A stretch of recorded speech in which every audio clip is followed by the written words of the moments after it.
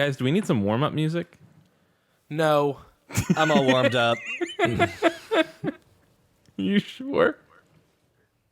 You know what? Yeah, I like to hear new, interesting songs that I've never heard before.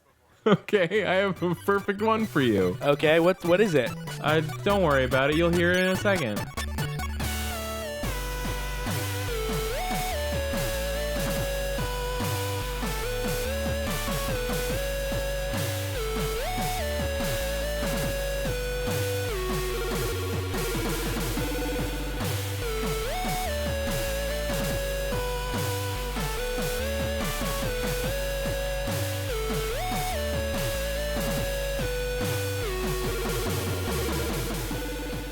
All right, we're going to start this. In 3, 2. Hey, everybody. Welcome to the Run Button Game of the Year 2016 special, where we go back through the last year and pick out our favorite things that we played that usually came out in that calendar year. This is my thing. You can't... I spend all year looking forward to this. You can't just trot in here and take this away from me. Who do you think you are? I think I'm Keith Carberry, one of the hosts of the illustrious and well-received Run Button show. Whatever. Who else is here? I'm here. I'm John Davies, John Button, or something like that. And then we have special guest Kyle Churchill. Welcome, hi, Kyle, to my podcast. Hi, Kyle Churchill, host of the show. Maybe you've heard of me. Never heard of the guy. Yeah. Kyle, do you anticipate the day that we can walk up to people and say, "Do you know who I am?" Is that what you're looking forward to? I'm the host of the fucking Run Button podcast.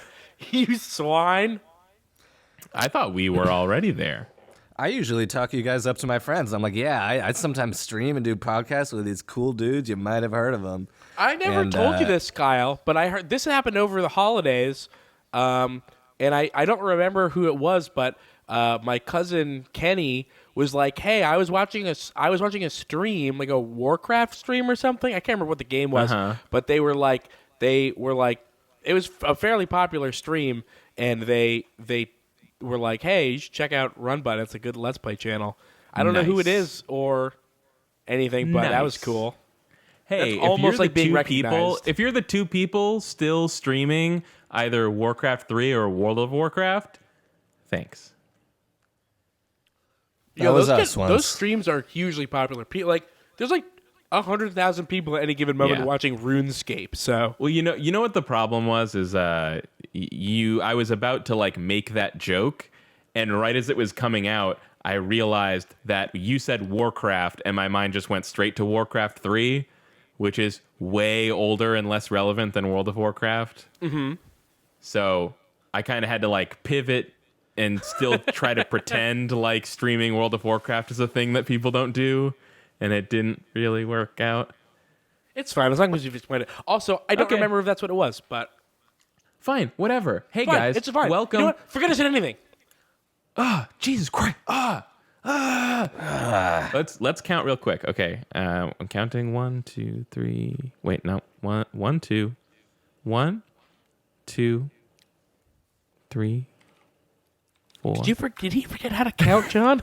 1... Okay, 1, 2, 3, 4, 5, 6, 7, 8. 8th annual Run Button Game of the Year deliberation podcast every year. That's crazy. Yeah.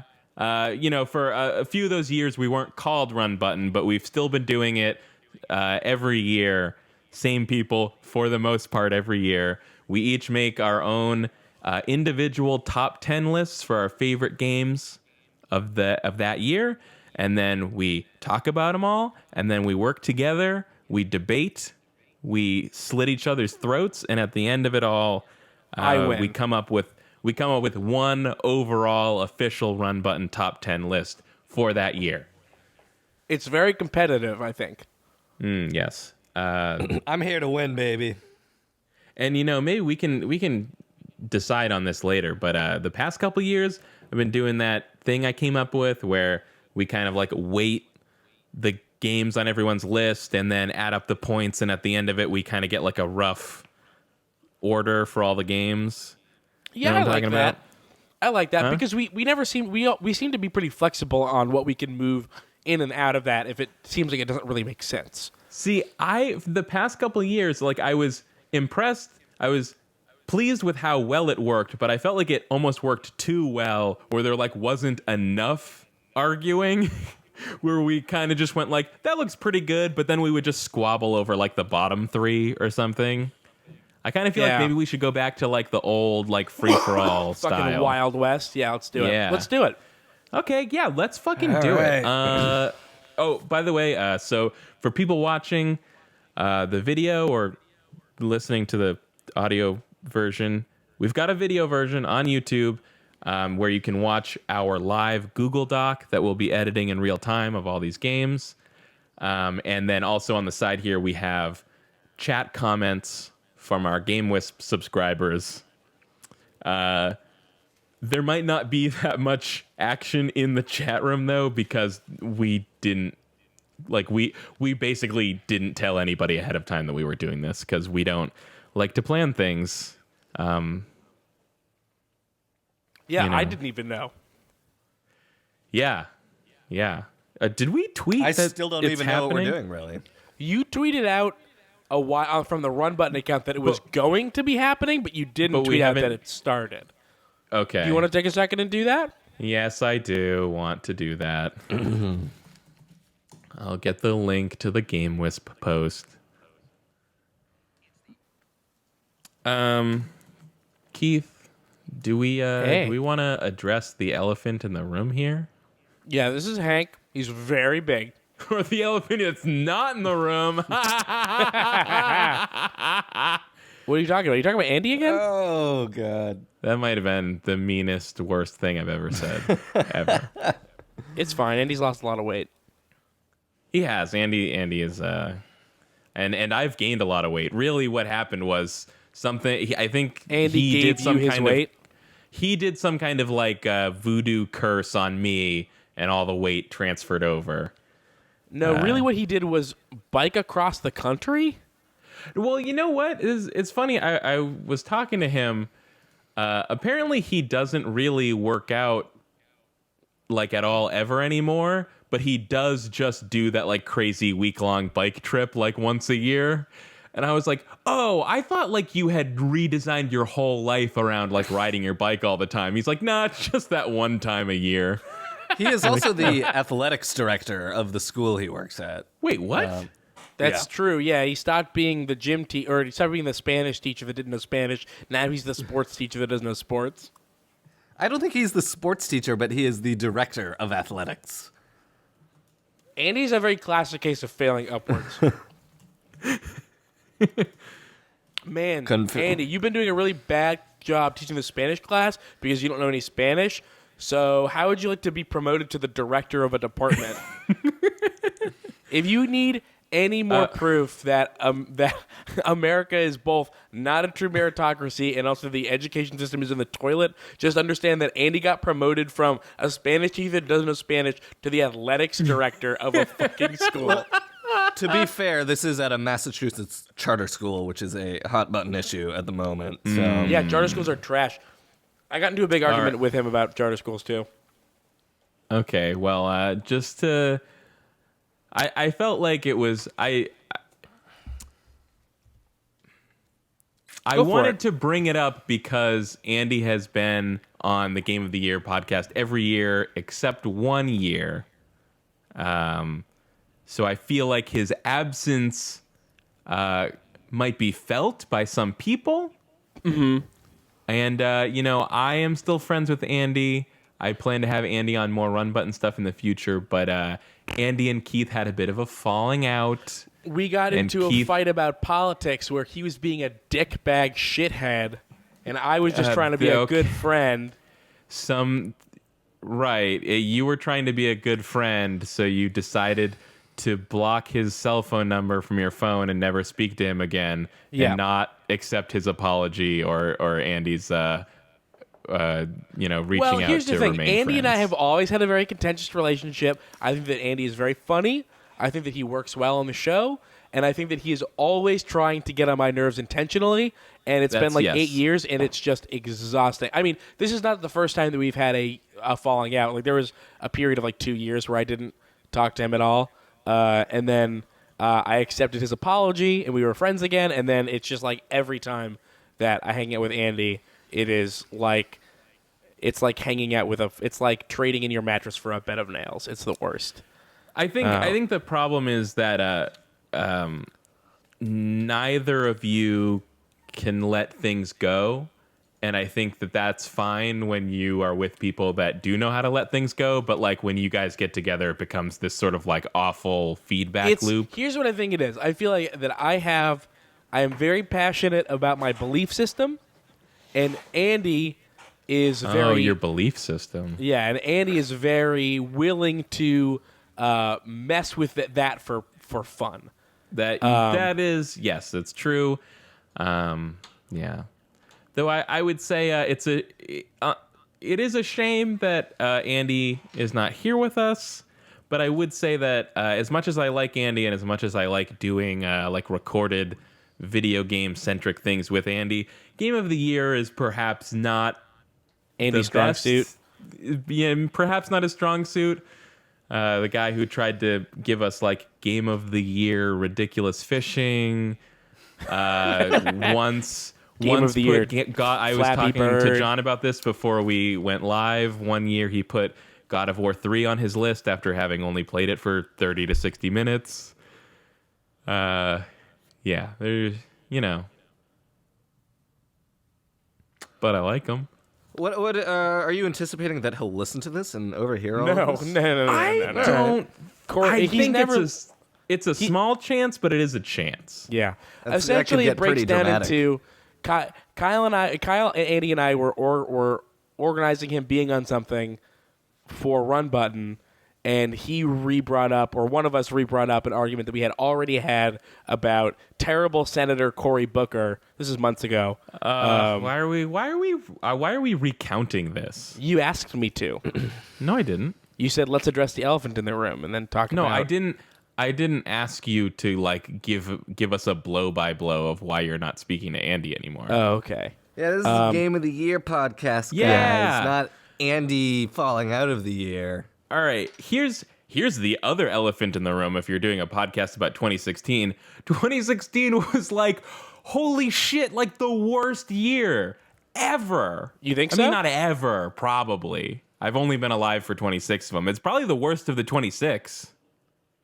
I can get down with that. It was probably, yeah. Overall. Obviously, certain years have had some really bad things happening, but it was almost shocking how consistent 2016 was. Like, it was just, there was no stop to the bad things. And then there was a really bad thing right at the end. Sorry, you mean not terrible for games, terrible just to live in it and to be alive during. And even for me, like it was terrible on a personal level for me. Like the things going on in my personal life were also horrible. On top of like all of the sort of like nation and worldwide things happening. Yeah. Mm-hmm. I also specifically, like, just for me, I played less games this year, fewer games this year than I think I ever have in a year. And so when I did my like, okay, what games have I played this year so I can knock some out? It usually comes up to like 35 games, and this year it was like 15.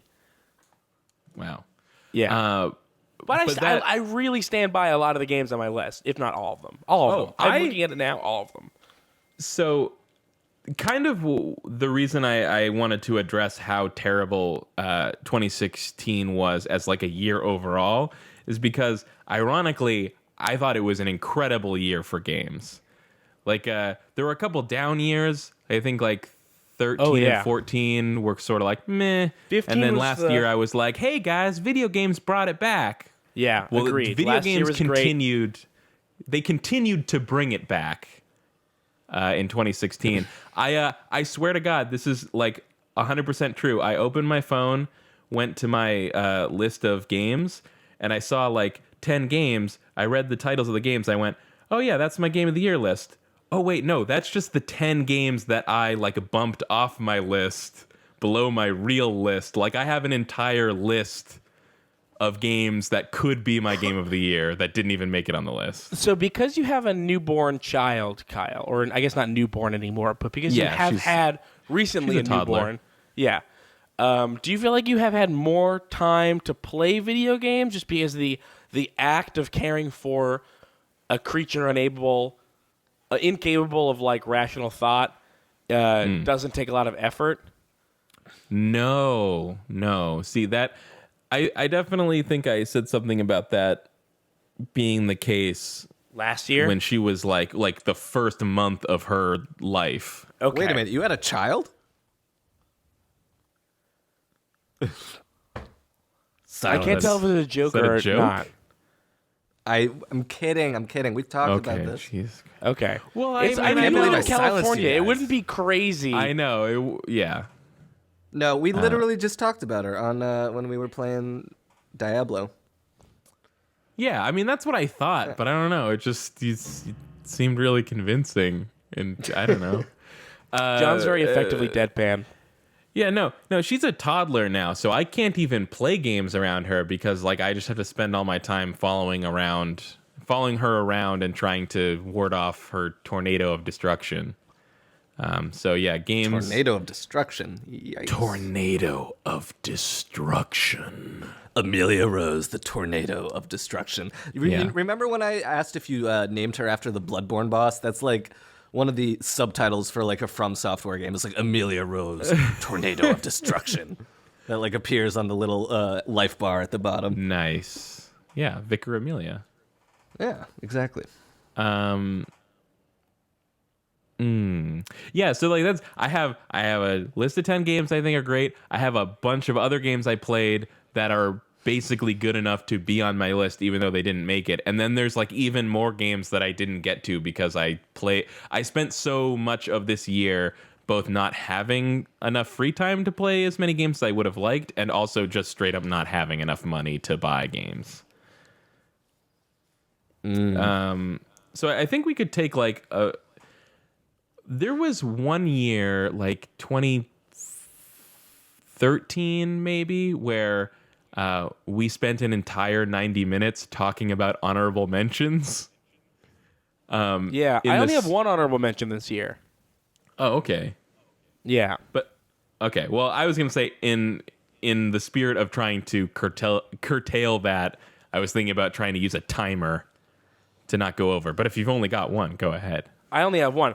This is a game that Kyle, we've never talked about that I want to. This is a game that like could have easily been on my biggest disappointment list of the year, but I don't think that would be fair to the game. But did either of you play Firewatch? Yes, I did. That's on my list. I'll be talking about it at length. Oh, Okay. So we can just save it till then. It's also not on my list, but we can talk about it then. Yeah, let's talk about it when John brings it up. Cool. I'm looking at my my list from last year versus this year, and I agree with y'all. There were some good games this year, but like last year, all these games, like I have such a weird variety of games last year, and this year it's like, oh yeah, there's all these games that kind of everyone liked, but I did like them all, obviously. Anyways, Yeah. that's just kind of my overall reflection. But are you you I doing played- on mentions? I played a lot of games this year that came out like 5 years ago or more. Yeah.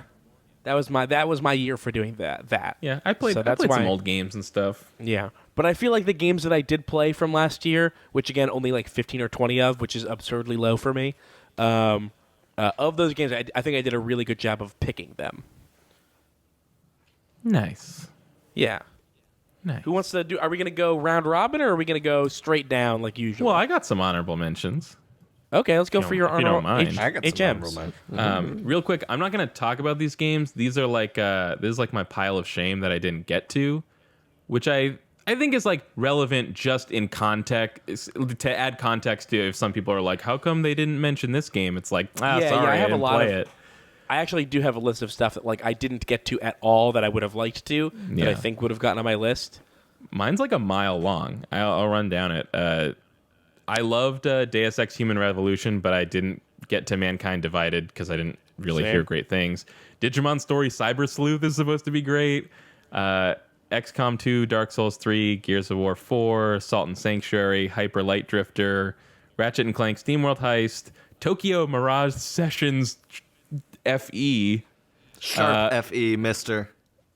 Yeah, I'm not sure if it's... I haven't been hearing sharp. people say sharp, but okay, it's Well, Sharp they're FE. wrong. It's sharp. The next one on the list is literally Fire Emblem whatever that Fire Emblem was.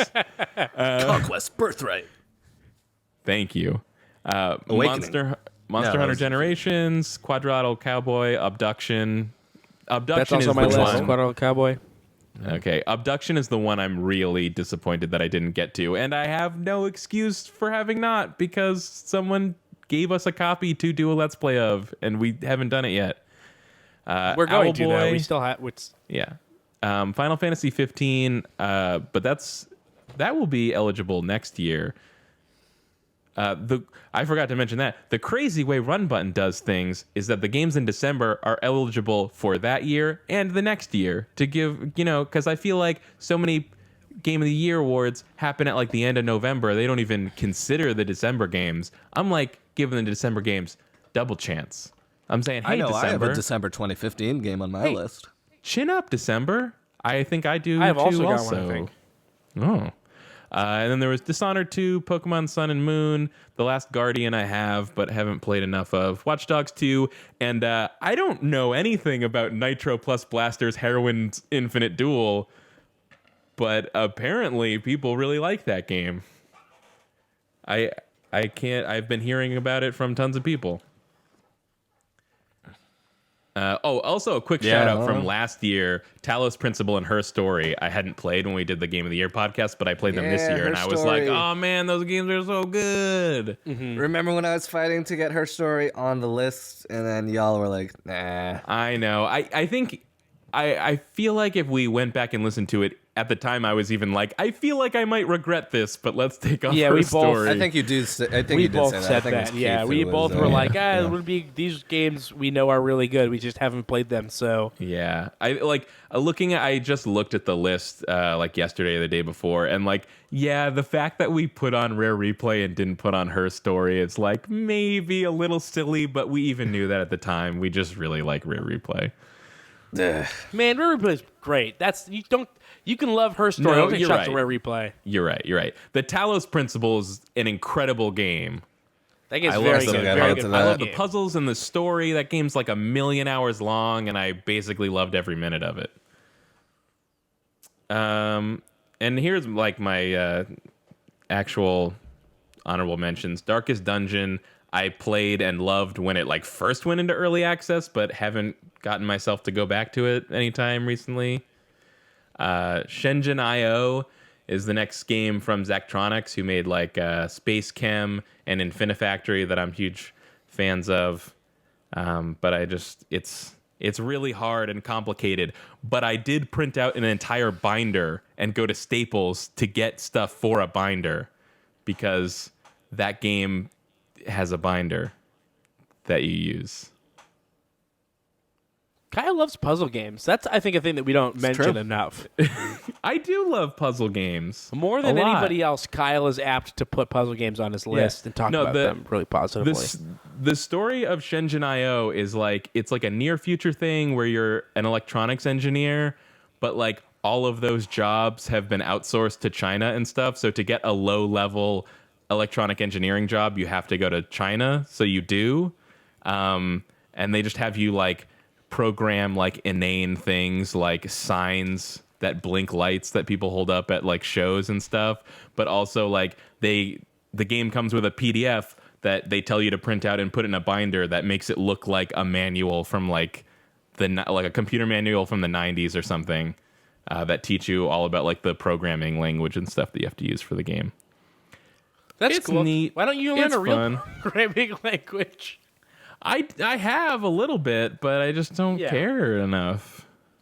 I did that this year, and I relearned this year. I tried to go back and relearn the Python that I had learned when I was 20 or 19, and I'm still in it. It's good. Nice. I'll send you a book, a free ebook. Maybe you'll latch on to the ebook like better than. I don't know. Does anyone have Super Hot on their list? No, no, that's it actually was- one that I was kind of disappointed in. Yeah, that was actually my number 11, and then I realized I had 11 games on my list. If we want to segue into my honorable mentions. How If you're about done with yours. when we're done with mine? I didn't realize you were done okay yours, with bro. you? Go on. Yeah, go ahead. Go right ahead. I thought Super Hot was cool. It's weird. I do remember feeling disappointed, but now that I'm pressed to remember what it was that disappointed me, I can't really remember. I can tell you played what through I it, felt. Yeah, I played through it recently, and I thought it was cool in the moment, but when I was done with it, I was just like, yeah, okay, that was fine, I guess. And like That's- all of kind of like the surrounding like narrative kind of. I don't want to say story stuff because it's not really much of a story, but it was just There's like, a oh my little God, you're story shooting in there. yourself. You're shooting yourself in the head. I thought it was. I don't know. I thought it was like pretty lame. I attempt to think be like I cool kinda with a capital loved that. C. I thought it was stupid. Here's my take, right? Is that I think that a lot of the stuff that Superhot was doing was cool. Specifically, two things. I really liked how well it was iterating on its own premises in terms of gameplay and how you were solving these like weird violence puzzles in a way that I Violence didn't like puzzles. about Violence puzzles. Yeah, because I think the direct comparison for Superhot is what's the one that people liked with the music and there's a sequel.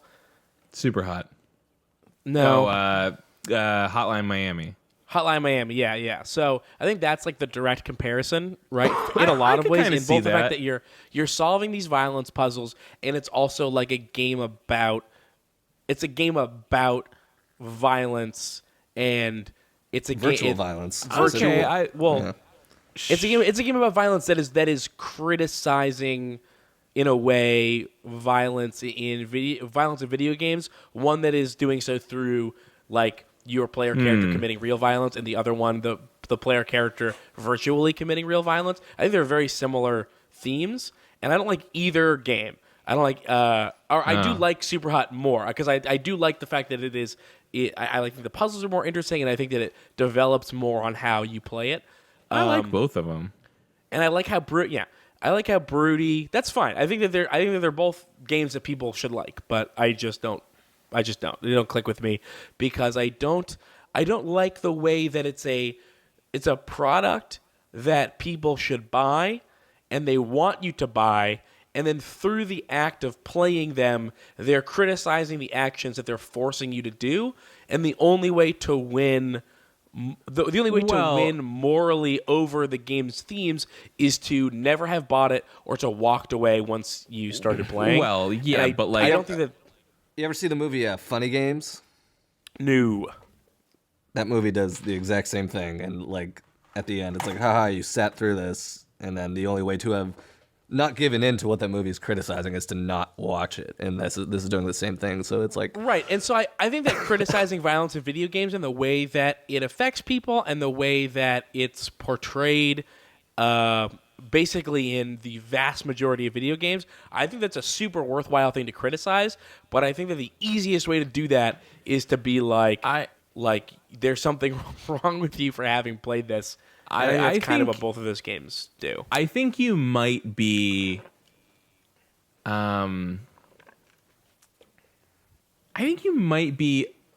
assuming a little too much on like the part of the developers. Like I think you might be like overblowing the I'm definitely commentary of not the in game. the case of Hotline Miami. That was their express no. goal. Yeah. But in But, Super like, Hot, I there's think- a lot of like you can't stop playing. They're like you're hooked into this thing. Yeah, that's you're true. killing your physical self.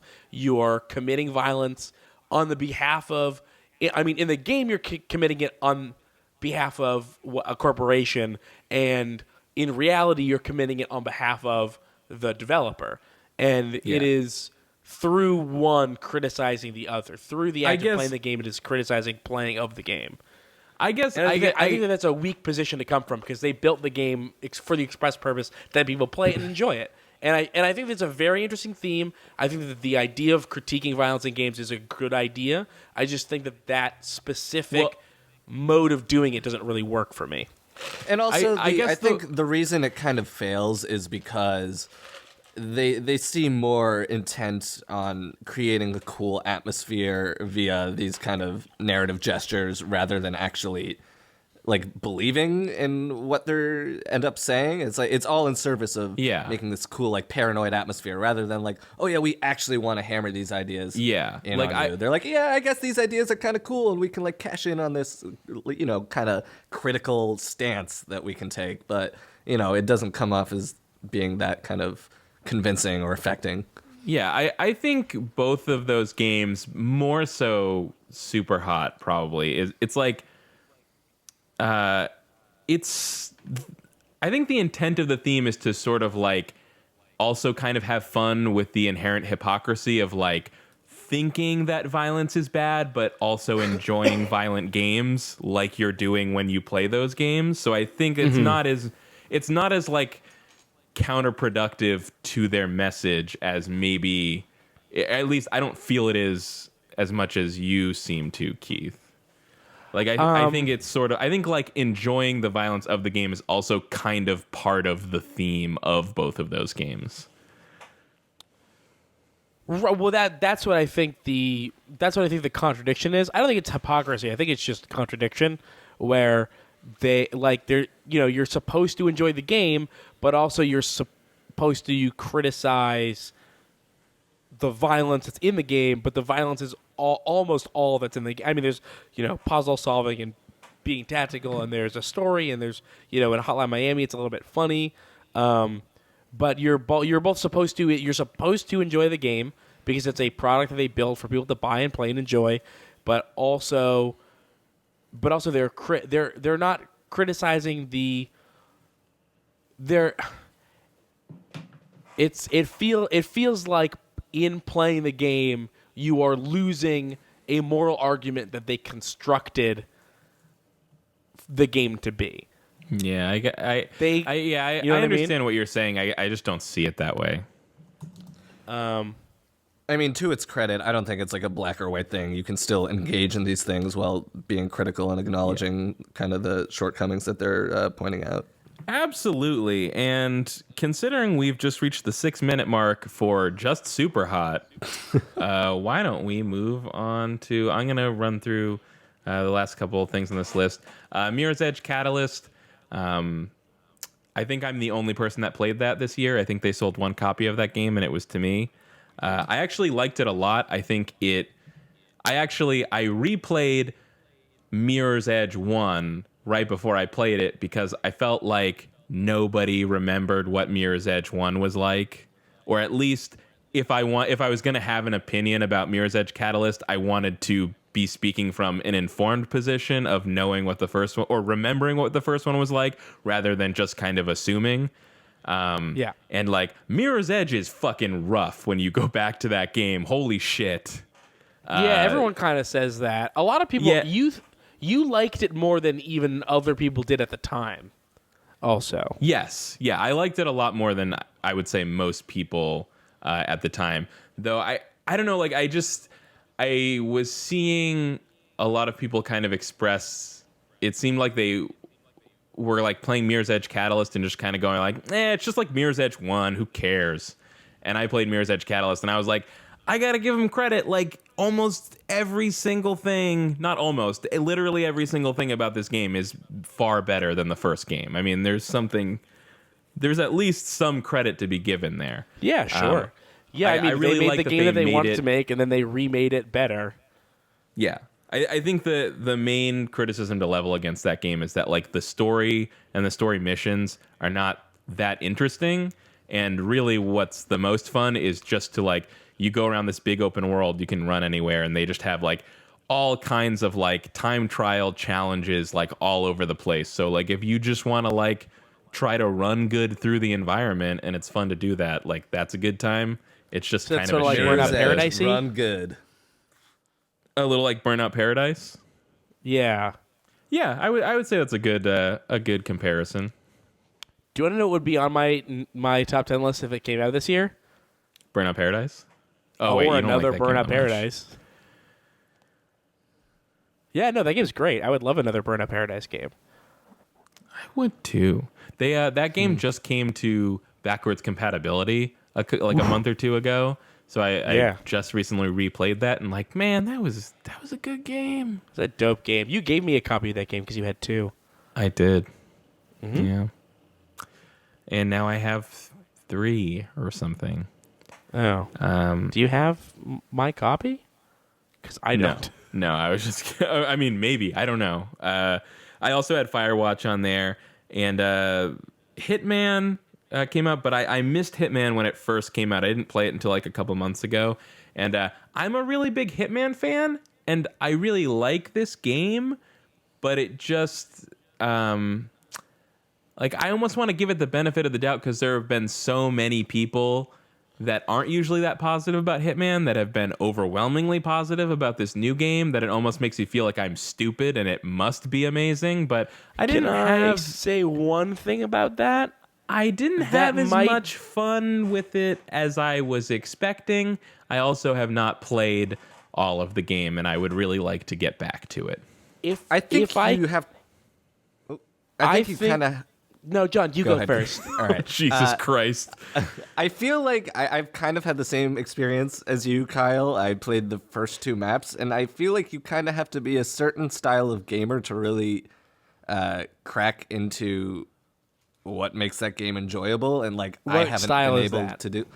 It's hard to say exactly, but I just haven't been able to kind of like crack the kind of clockwork way that everything works in that game to just unleash all the chaos, and I'm kind of just skirting around the basics of it, and it's kind of hard for me to get in. Maybe I'll get there soon, but as of yet it's been kind of a standard playthrough for me. If I can say one thing about the popularity of that game is that I think it might be directly tied to the Giant Bomb content of it. I think that people are very excited about that. Really? In a way that they are, like, even people that haven't played the game just watching like Vinny Caravella go through it. I know that Austin Walker, our friend from Waypoint, put it on his list based on just watching Vinny play it and not having played it himself. What? What'd you say? What? Huh? What'd you? Huh? Nothing. Yeah. So Giant Bombs are very popular. Giant Bomb has the ability to make people excited about games that they haven't been or weren't excited about before, and I think that and that's totally fair. If you had a fucking great time watching Vinny Caravella do whatever dumb bullshit he was doing in Hitman, like, go for it. But if you haven't seen that, that might be why a lot of people seem to be enjoying it that aren't generally Hitman fans. I would like to reiterate, though, that I do think it's a really good game and really enjoy it, despite the fact that I did just put number 9 on our list as Shitman. Maybe it is a thing where like a lot of the positivity is coming from people that don't really play Hitman games, so it's kind of like a newer thing to them or something. Yeah. I also think I think I'm like the one person who really liked Hitman Absolution or something, and people talk about that now like it's fucking dog shit or something. I don't know. I think that that's also really tied up in that really awful commercial they had. I don't think so. With the sexy nuns. I don't hear anybody ever mention that as a reason. Yeah, no, that people they forget didn't like about why they are averse to things all the time. People will make a judgment based on that commercial and then carry that. It's like the reverse of the Giant Bomb thing, where like if I can make a qualifying statement to like I think people are enjoying Hitman specifically because of Giant Bomb. Like, do you remember playing or watching their Persona 4 Endurance run, and then now that character's just Charlie Tinoku? I remember that's a thing for a lot of people, but it's not a thing. That's a thing for me. But I think that aspect of watching other people play games, especially something as critically acclaimed and popular as Giant Bomb content, is that like now the main character of Persona 4, who is basically a total blank slate, boring nothing, is imbued with a ton of personality just based on that game. And I think that Hitman is susceptible to that same sort of thing, and for a lot of the same reasons. Keith, in 2016, we'd call that headcanon. Or should Yeah, I I say think in that- 2017, we'd call that headcanon. Actually, in a That whole is- bunch of years. The headcanon is a thing. Had you not heard of headcanon before? Yo, I drop headcanon in my daily vernacular like it's nothing, and people stare at me the weirdest stares. I No, keep I'm kidding. meaning never done I that. keep meaning to bring up the idea of headcanon in our Shenmue Let's Play because that's all that is. Yeah. Oh, yeah. Yeah, for sure. I mean, like, even into the silliest one-liners, like Yeah. oh, Mark's our best friend. Like, that's all. That's all headcanon because Shenmue doesn't have a personality, Yeah. Or and none of the other characters do either. I was just about to be like, oh yeah, and this line, but no, we can't. We're getting on the 20-minute mark for honorable mentions. We can't talk about Shenmue. So that's Hitman, and also Inside. I really, really liked while I was playing it, but then just when I was thinking back, like about how much I liked it to like put it on my Game of the Year list, for some reason there was just something. Like I just wasn't that attached to keeping it on my list, despite how much I enjoyed it. I don't know. You were very but I think positive it's a really about it, good like game. when telling me about it. Yeah, it's a great game. John, did you is. growl? What was that? No, it wasn't a growl. I was clearing my throat. Okay. At the mention of Inside not being that great, but yeah. I didn't say that. I didn't say it's not that great. But I'll say this about Inside though, is that it's one of those games where like I didn't put it on my personal list, but I'll almost be happy if it does make it on our overall list. Oh, Like I feel like it deserves to be up there. It just didn't quite make my list. And the last one is Picross 3D Round 2, which might even be a mistake to not be on my list because it's really, really good. I just kind What of game, like sorry? Picross 3D 2 Oh, Round okay. 2. Maybe I should put that on my list. I don't know. Oh, Oh man. Maybe I should. It's just there's already a Picross game on my list, and having 2 out of my 10 games be Picross seems crazy. Well, if anyone else wants to do their list, maybe I can chew this over. I'll go through my that's honorable happening. mentions real quick because most of them have already been discussed. So Hitman was on there. We just discussed that. Super Hot, as I said, was my number 11. But then I realized that my list had 11, so I took it off. Super hot. That's pretty good. Which one of you is saying that? Kyle. It's me. It's The you. reason it's pretty good and not perfect is because he's doing it, not me. And I can do any sound, so. You can do any sound, right. I know. Dishonored 2 is sadly only on my honorable mentions list. I really love the first Dishonored game. I'm only on the second mission, so I really can't say for sure. But I imagine it would be higher. Few impressions. First off, this game seems a lot harder, and I think I've read that Emily is harder to play, and I chose to play as Emily. That might have something to do with it. The other thing that I think is really cool about Dishonored 2 from the get-go is that while I love the world of the first Dishonored game, the story itself never really grabbed me. And this one is kind of doing not the opposite, but the story is grabbing me because have either of you? Well, I know Kyle hasn't played it because he said to I me haven't the other played day, it, but quote, I thought I heard that the thing was that the story felt a lot more like kind of generic and sort of whatever. Well, again, I haven't seen how it pans out, but let me Okay. tell you my take on it is that You were talking about Dishonored 2 still? Dishonored 2, yeah. Yeah, I played the first one. so- I haven't played the second one yet. Okay, so basically it starts off and you are grown-up Emily, who is the daughter of the Empress or Queen or whatever in the first game, and you're grown up now, and Corvo, the protagonist of the first game, is your adopted father, and basically you get framed for killing all these people that opposed you politically because you're now in power, and so you get arrested, blah, blah, blah, or whatever, and you're on the run. And my initial reaction to that is, why does this entire nation now oppose me? And you don't really find out, and I'm very intrigued to find out why I, as this supposedly benevolent person of power, is being opposed, and I think that's a much more intriguing setup than whatever the first one was. Okay. Yeah, Stardew Valley is an honorable mention. I'm kind of guessing that's on your list, so maybe we'll wait to discuss that. Wait, I sorry, did. what was the game? Stardew Valley. Oh, okay. I don't think, I think maybe I completed my first year in that game or got to the end That's of on my fall, list. beginning of winter. But I just didn't play enough of it. But I enjoyed my time with it. I'd like to return to it at some point. Really relaxing game to just sit down and plant some crops, go defeat some slimes in the dungeon. Hyperlight. Yeah, we'll Drifter. talk about it. Hyperlight Drifter is another one of my honorable mentions. I don't know if that's going to be on either of your lists at all.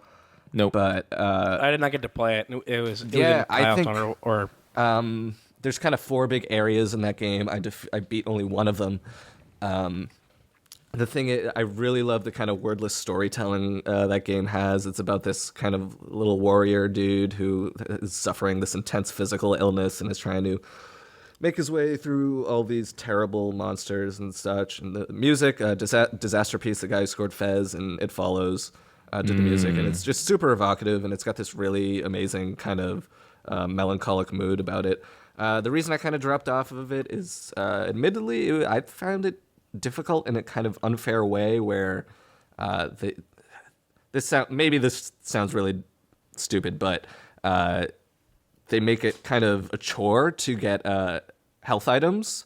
And so I found at some point when I got stuck, I was literally just kind of scrubbing back through areas to get health items rather than progressing through the area. And I'm like, I'm kind of sick of this. So I kind of dropped off of that.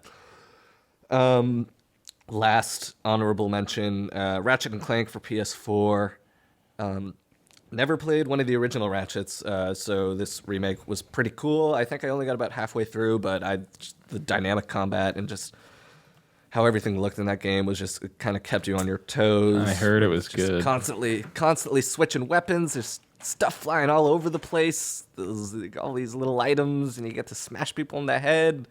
And Ratchet is a little cute. What is he? What's the name of? He's a Lombax. A Lombax. That's right. He's a cute Idiot. little God. Lombax. And I've you actually get to never jump played a around Ratchet and, and Clank game ever. I would. There's I've had a great experience starting with this. I just haven't gotten through enough of it. Yeah, there's like 18 of them, and they're all basically identical. And the only one that I finished is the first one, and I just did that like last year, so I felt like I couldn't just jump to a remake of it. Fair But enough. I'm on number 2. Yeah, I heard it was good. I was glad it was good. Is that all for honorable mentions? Those are all of my honorable mentions. Oh, well, I mean, it's I'm surprised it happened so quickly, but it seems like we already have a top 10 list here, so do you guys want to just call it? Let's call it. Let's clock call it. it. Yeah, this is perfect. Do you want to go through them? Yeah, of course. We've got Tornado of Destruction, Shitman, Growing Up Emily, Fireweight, Dankest Dungeon, Soon, Outside, Nitro Plus Blasters, Hatchet and Spank, and Gears of 4. I had some fun while John was talking, you know. Yeah. So you weren't listening to what I was saying is really what He's you're an getting at active here. listener. I can do, yeah, you know. Coming up with Fireweight helped me listen to what you were saying.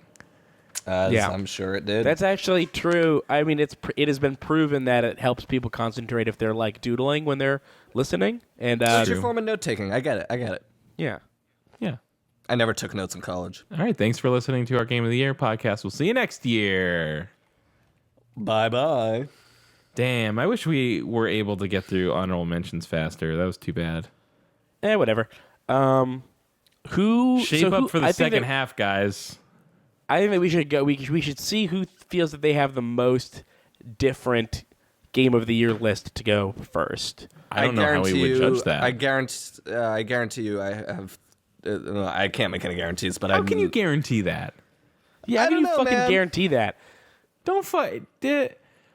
Well, okay. Yeah. Never mind. Every year, the pattern that we've followed is it's Andy, and then guest, and then Keith, and then me. And you don't think that that's going from most different to most same? I think last year we had me go before Keith, though. Yeah, I think that did happen. Let's have Keith go, because I don't feel like going, but I also feel like John just did his honorable mention piece. That's a good point. But I could just roll into my top. Whatever. Well, either way, You're it's the fine. MC. You the MC. Okay, so Thank you. I am the MC. He is the MC. Dang, that's all I've ever wanted. He is the master of the ceremony. Some fucking acknowledgement. Oh, is that what that stands for? What was it? Master of Ceremonies? I thought it was Mortal Kombat. Oh but my spelled god, wrong. is that what it? I was. Kyle can is I the tell moral you? compass of this podcast. I was literally just thinking about the meaning of MC earlier today and realized that I didn't know what it meant. Yeah, it's Master of Ceremonies. But I would just go with microphone controller. Controlling that microphone. Can we be frank though? Master of Ceremonies is a way overblown title for what any MC does. Whether it's I like don't the know. MC of an event or a fucking I don't rap know, Keith. MC. Can I fucking remind you of MCP Pod, the artist responsible for the Digirap from Digimon the movie? You're gonna say that he's not a fucking master? The guy is a master. Yeah, no, I take it back. Okay, so we've got number 10, Stellaris. Ah. Anybody else got Stellaris? No. Nope. Come on. All right. Stellaris is really good. Stellaris is like if somebody took Crusader Kings Stellaris 2. is for fucking nerds, Keith. Move on. What's your number 10, not number whatever. 1.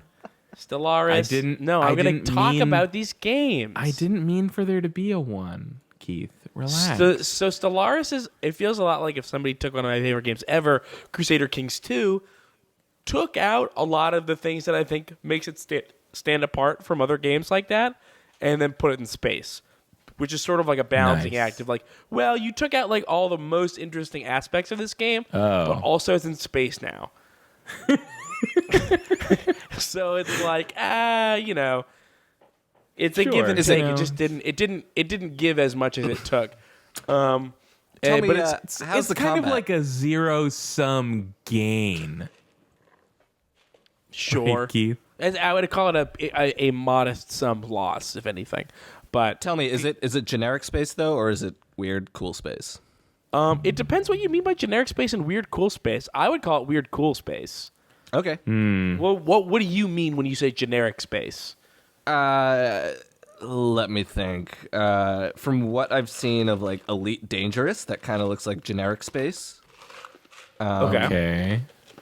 And then weird cool space. So I'll tell you this about Stellaris: is that the first thing that happens is Oh, like shit. you are a very fledgling star or a spacefaring race, and like some of the first thing that you do is you explore your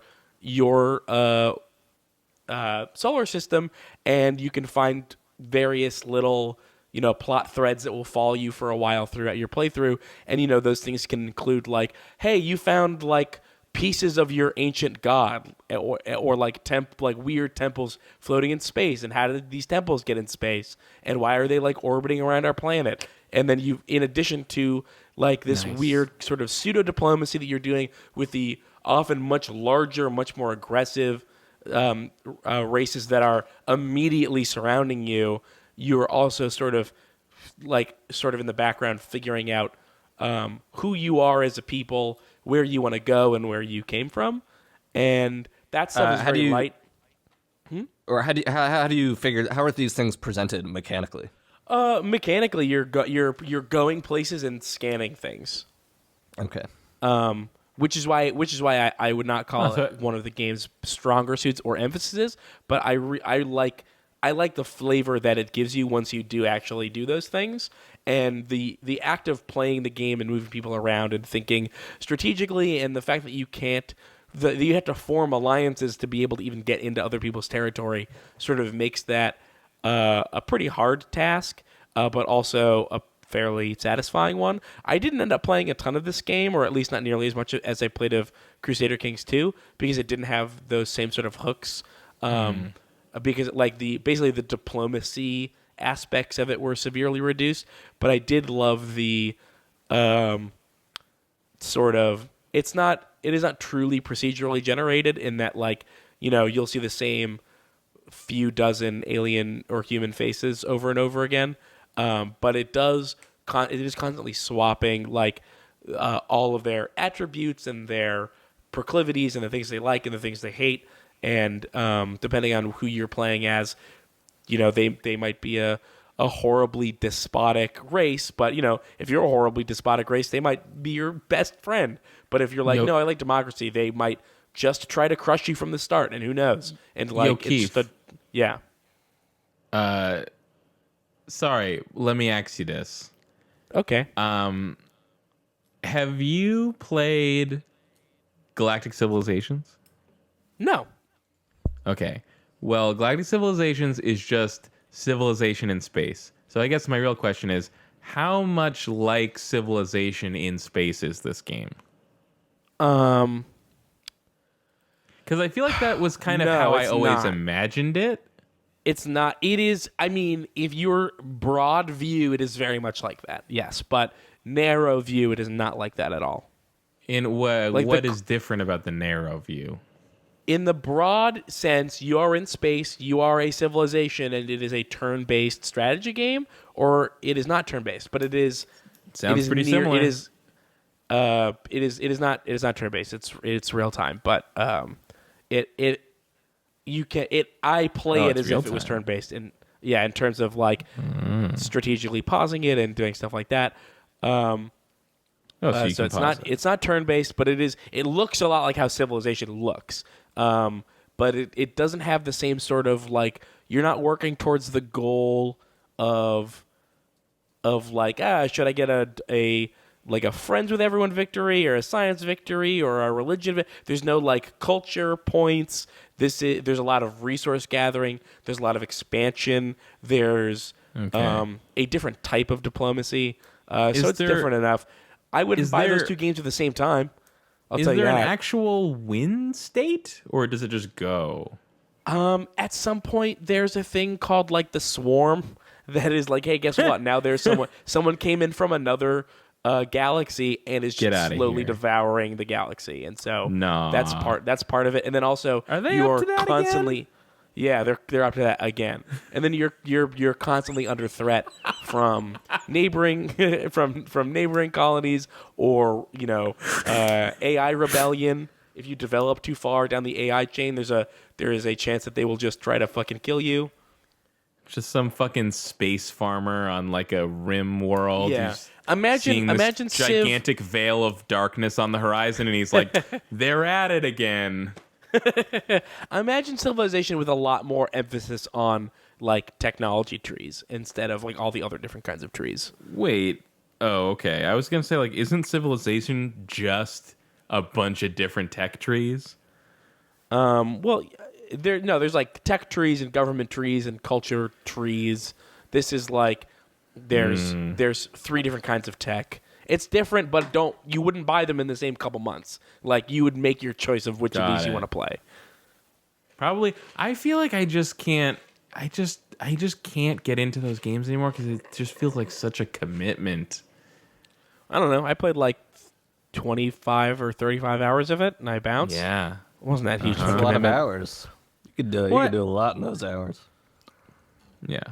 Definitely. Right, we're moving down my list, right? We're still on number 10, guys. Sure. Okay. Number 9, I put Pokemon Go on here. Yeah. What? Okay, sure. When you started talking about Stellaris, I had this moment of horror where I was like, oh, God, we're like 30 minutes into this, and have we not mentioned fucking No Man's Sky? Is that on anyone's list? It is, yeah. Okay, it's on your list then. Yeah. So we can talk about it. That's a good example of a cool weird space. Yeah, it's not as weird as that. Sure, I guess. Okay, so right, go Pokemon Go. Pokemon Go, not a very great game. It's not. No. It is not in it by any stretch of the imagination. Well done for even what it's trying to do. It had a relatively short lifespan. I had a fucking blast. Oh, I don't know. For a mobile game, it was like a fucking Good point. dynasty. It is the most fun that I've had in a long time in a mobile game, and it had a longer shelf life than most mobile games do, especially for me. But I was like fucking every day outside, taking a walk, going down routes, battling gyms, taking over gyms, getting so mad at these fucking red motherfuckers that kept taking over the gym next to my house. And because I was yellow. I was in a very yellow light area. Almost no one around me was yellow. So I had a gym like basically right next to my house that people were constantly taking over. And there was like 18 fucking people in the gym, and they all had their Pokemon, and they were all blue or all red. And then I would take it over as yellow. There'd be like one other person there, and it was like, well, if there was more yellows in here, I have a shot. So I felt like this underdog that was like on a fucking lone wolf mission to catch and train Pokemon to put in my gym, so that like maybe the people around me that were red and blue would just leave me alone. Like, no, this is yellow's one piece of fucking turf. But Keith, didn't you really do that to yourself by joining Yellow Team? I didn't know at the time. I downloaded it day one. Yeah, that's fair. Yeah, it is kind of weird that Yellow is definitely like the smallest team basically anywhere you go, but all like I heard a lot of people in the area were like red team, but I guess I heard that from somebody that was two towns over, because like I'm on the red team, but then everyone in my area is blue team, so I kind of had like a similar situation, though maybe not as bad as yours. Yeah. But like that shit, it was crazy. It was like a phenomenon. We kind of talked about this at some point, but like, yeah, like going to the mall like 3 days after the game came out, and like I was walking around seeing and kind everybody with their phones out, kids, teens, 20-somethings, fucking grandparents playing Pokemon Go. It was crazy. Yeah, I still see people playing it, mostly kind of in the ages of like 12 to 15, but I definitely still see people. Yeah, it probably stuck with kids more. But walking through the mall like 3 days after the game came out, and was kind of like laughing at myself for thinking that everyone who had their phone out was playing Pokemon Go, until I started actually like sneaking peeks at people's phone screens and realizing that actually, everyone who had their phone out was playing Pokemon Go. Yeah, no, I've never seen a more ubiquitous mobile game, and that is the defining feature of mobile games, is their like short shelf life but utter ubiquity. Yeah. Yeah, it really brought back like the old days of like Pokemania, if you will. But almost in like a more impactful way, because the idea of Pokemon was always supposed to be a really social game, but I feel like that never actually came to fruition until Pokemon Go. Yeah. There is like it was an insane feeling to like be walking outside at midnight and just seeing like 36 other people just sort of walking up and down the street, like just staring at their phones trying to catch Pokemon. And it's like I know what all these people are doing. There's no other reason to be out at midnight just staring at your phone.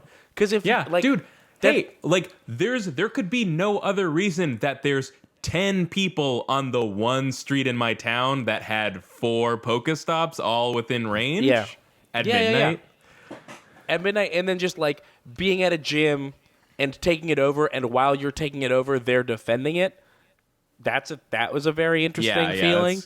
Man, just like the feeling of opening Pokemon Go in Boston Commons and just being like aghast at like the crazy like sea of Pokestops filled with lures and everything. It was just crazy.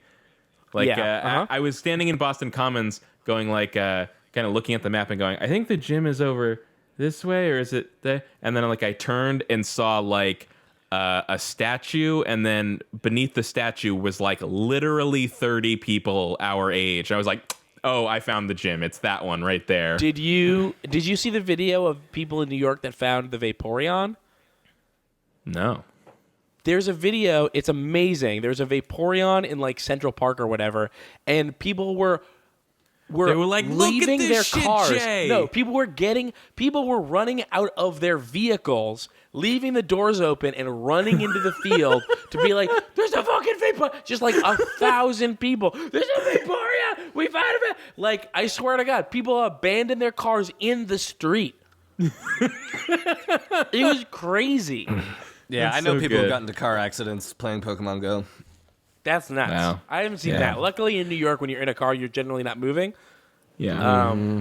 They finally so that's- patched. They finally completely patched out the ability to play the game above a certain speed limit. Like at some point, they patched in a thing where you had to tap a button that said you're the passenger, and now you're just not allowed to at all. And if you look at the app reviews, it's like a list of people like screaming about how they can't play Pokemon Go while they're a passenger in a car, and it's just like, you guys fucking know you're all driving, you pieces of shit.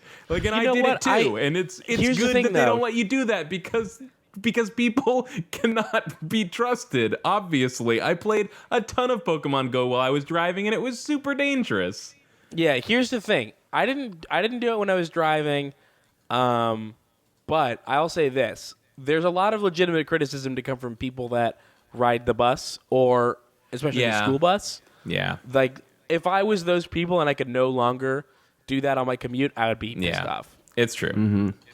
If I couldn't do it from the start, that's one thing. But if I could do it, and then one day I couldn't because some asshole got in a fucking car accident trying to catch a Grimer. All right, let's move down. Let's move down my list. Something about the fact that it being Grimer just made Yeah. it funny. Hey man, comedy professional. That's what I do. Oh, sure, yeah, of course. Here we go, number yeah, no, 8. I pulled over on the side of a road at like 2 a.m. one time to like get a gym, and a cop pulled up behind me and came over just to be like, "Why the hell are you on the side of this road?" I was like, "Oh, sorry, I just pulled over to use my phone." And he's just like, "Are you playing Pokemon Go?" Like, maybe. Oh yeah, I had cops just like pull up and be like, "Pokemon Go," and I'm like, "Yeah." It was like, Yeah. "Cool." Like, did you catch anything? And I was like, "Yeah, I caught a Butterfree." And they were like, "Oh, that's dope. I saw a Clefairy down there."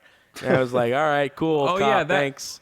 That was like that was a pretty good thing too, of like seeing a stranger and like, you know, pointing like, "There's a Pikachu over there," and they're like, "Oh shit, thanks," and like go off to like catch the Pikachu. I was not able to play Pokemon Go even if I wanted to because the phone I had at the time was in such an utter state of disrepair that I could not download any new apps. Yeah, I actually so I missed busted out my on all phone playing Pokemon Go, and that kind of put an end to me playing Pokemon Go because it like destroyed my battery life. Gotcha. Yeah. Anyway, so here's my next list item is here's another game. It's Arctic Alive. Yo, Keith. This is a game- Okay, yeah. that's crazy what you just said. But the other thing Yeah. is, stop fucking putting your name up here because we're just doing one big list. Oh, are we? Okay. I thought we were gonna do 3 separate ones. It's what we always do, Keith. Get your head Yeah, in but the you said game. we were doing it different this time. Well, we're doing it, but not that different.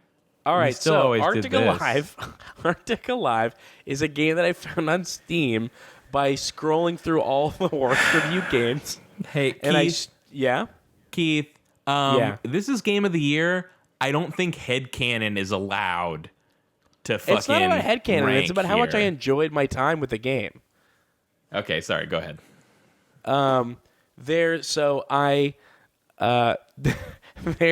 There's if you want to watch this game, there's a whole Let's Play of it on our channel. I played it with friends of the show, Ali Akampora and Jack DeKeat on Yeah, I on wasn't stream. invited. You Wait, weren't. what is it? What is Arctic Alive? I don't Arctic know what it is. Alive. Okay, let's get into it. What is Arctic Alive? Arctic Alive is a game that somebody made in the 3D modeling program Blender. They made the whole game in Blender, and it is a survival game where you play a woman who's been locked in an empty facility whose basement is infected with like co-workers turned weird shadow monsters, and you have just 100 different fucking meters. There's health, there's warmth, there's hunger, thirst. There's just like so many fucking meters, You've constantly got to be watching, and it is not a good game. It is a poorly made game. It is very weird, but it has an undeniable hook to it. Like, it is just so easy to play and enjoy for how bad it is, while being able to appreciate what is being tried. I like how the last two games on your list, you're like, not a great game. Not a great game. Hey, not a great game.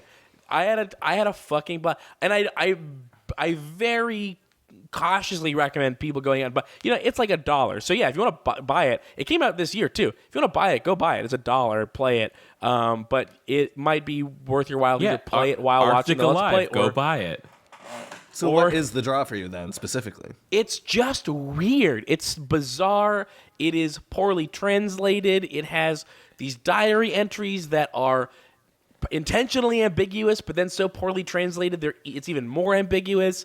It is absurd, these meters that you have. It's absurd that you're this woman that wakes up in a locked cage, and you escape the cage, and the first thing you do is just start planting tomato seeds that you find, and trying to make sure that it's great. You find out, everything about that game is just bizarre, and it works just well enough. Not all the pieces.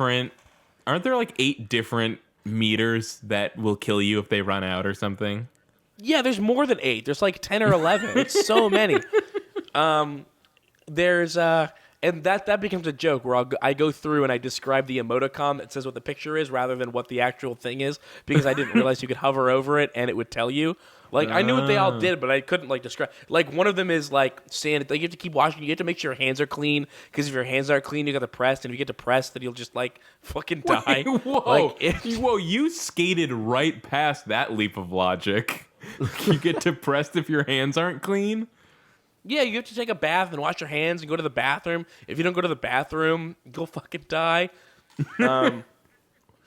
Each section progressively gets colder and colder, so you just have to find bigger jackets or you'll freeze to death. The heat in the building runs out. The electricity in the building runs out. The fucking water canteens that are the water bubblers. What is it called? What is it called in other places? Water fountains. The water fountains have only a set amount of water, so you have to make sure to replenish the building's water. Also, everything is trying to kill you, and while you're eventually just trying to collect bullshit keys to open the next thing, and then connect weird orbs to. Essentially, the plot is that something sinister is compelling people to turn into these weird goo monsters. It's a fairly short game. There's only 10 or 11 episodes, each about a half an hour long. I had a ton of fun with this weird... There's a map, but the only way you can use the map is your character just fucking lifts it up in front of their face, and it's just this big cardboard map. It's gigantic, and there's no labels on it at all. It is ridiculous. It's just a ridiculous, bizarre game with a very simple premise and 100 meters trying to kill you. Now, do you think the devs of this game are in the know? No. Right. There is no way more than one person made this. Okay, is the developer of this game, are they... At the very best, there might be someone in Sweden who's like, hey, did my best. Yeah. Or I think it's probably Poland or Russia or something, yeah. Are they in the know about how weird this is, or do you think this is a genuine attempt at Well, here's the thing. There's only a very small community of people making Blender games, because Blender is not something you make a game with. That's it's the equivalent of making a game with fucking Microsoft Paint.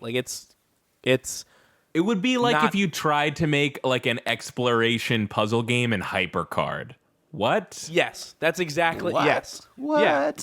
You don't say. Or even weirder than that. Or in Photoshop. It's if you tried to make a complicated, system-heavy exploration game in Photoshop. So in that community, this game is a pillar of excellence. That's the other part of this game, is that in the small group of people developing games for Blender, this is a paragon of achievement. So yeah, like if like I was going and trying to look for like information on how to pass a certain spot, and that it was just like people being like, "Oh, hey man, I hope you fix some of the bugs because this is like by far the best Blender game that's out there." Yeah, so like it's just really interesting and really weird, and it works just well enough, and like the music is legitimately like atmospheric and fits well with what you're doing, and it's just bizarre. I love it. Yeah.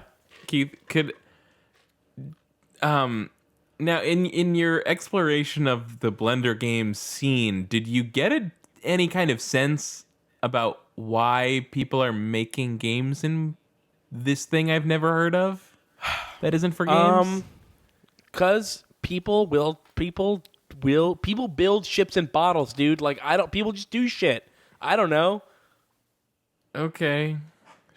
Like, hey, is part of it that like, because I don't know anything about Blender or what it is part of it that like making it's a like game Maya, is or so it's like just is it that like making a game is so weird and unusual and hard to do in it that it's impressive in and of itself? That is true. But the solution is not, well, let's all try to make one. The solution is don't use Blender to make a game because it's fucking hard and dumb. Well, I guess I mean it is part of the appeal of making Arctic Alive in Blender the same thing as like when people get Doom running on an iPod. Like, is it like, hey, check out what I did? I think that there's some of that from from our perspective, but I don't think they have that perspective. I don't think that that's... Okay. Yeah, I don't think that they're out there being like, let's make games in Blender because that's a weird thing to do. I think they're just like, well, this is a 3D modeling program I know how to do, and so I'm just going to fucking fit a game into this. All right, that's what I was wondering. Is like, are they into it because it's a weird specific challenge, or are they just weirdos that are doing a thing? They're just weirdos that are doing a thing, I think. Cool. Or at least my understanding of it. I didn't look too far into this again because there's not a ton of people doing that. What's your next game? My next game is Pokemon Sun. Hey, that's a game. Pokemon. Yeah, is that on anybody else's list? That's real Pokemon. It's not. So here's the thing about Pokemon Sun. Everybody knows what Pokemon is, so I don't think we have to get too deep into it, especially because like Kyle's looking forward to playing it. I don't want to like... Sure. Right. Not that there's spoilers in Pokemon games, but I think that Pokemon Sun, and I'm going to say something that sounds more critical than it is. I think Pokemon Sun to me feels like the first time they have successfully made moves forward in how Pokemon plays as a game. Literally since its inception. Yeah, I played the intro and I was blown away that there was like cinematic camera angles and maybe even voice acting. I don't think there's voice acting. Okay, but there were cinematic camera angles, which was crazy for Pokemon. Yeah, there's cinematic camera angles. There's like the 3D works in a way that it hadn't worked. It just like it's there have been 3D Pokemon games before, but they always felt like they were fitting Pokemon into a 3D world and not making a 3D world for Pokemon, if that makes sense. Yeah. And this feels like the first game, and it loses some stuff that I really like. Like Pokemon a long time ago lost its 8-bit music and swapped it for just orchestral arrangements of the same music, which I don't like. Like I would prefer either like keep the music sounding more like that or just write on the music. And the music kind of it's really well done, but it seems like overdone for my taste specifically. Not really an issue, but just something to keep in mind for my taste. I think I don't know specifically Pokemon Sun, but I think a lot of like later Pokemon games, it's like the music is like too busy and kind of like it's not snappy or punchy the way music is on the Game Boy, like kind of out of necessity. Absolutely, yeah. And so, okay, but like here, I'll just give one quick example, right?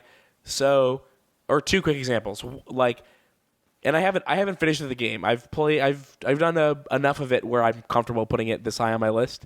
But as it seems that there are analogs for this, but it does not have like real gym leaders. It has like these different challenges. Huh?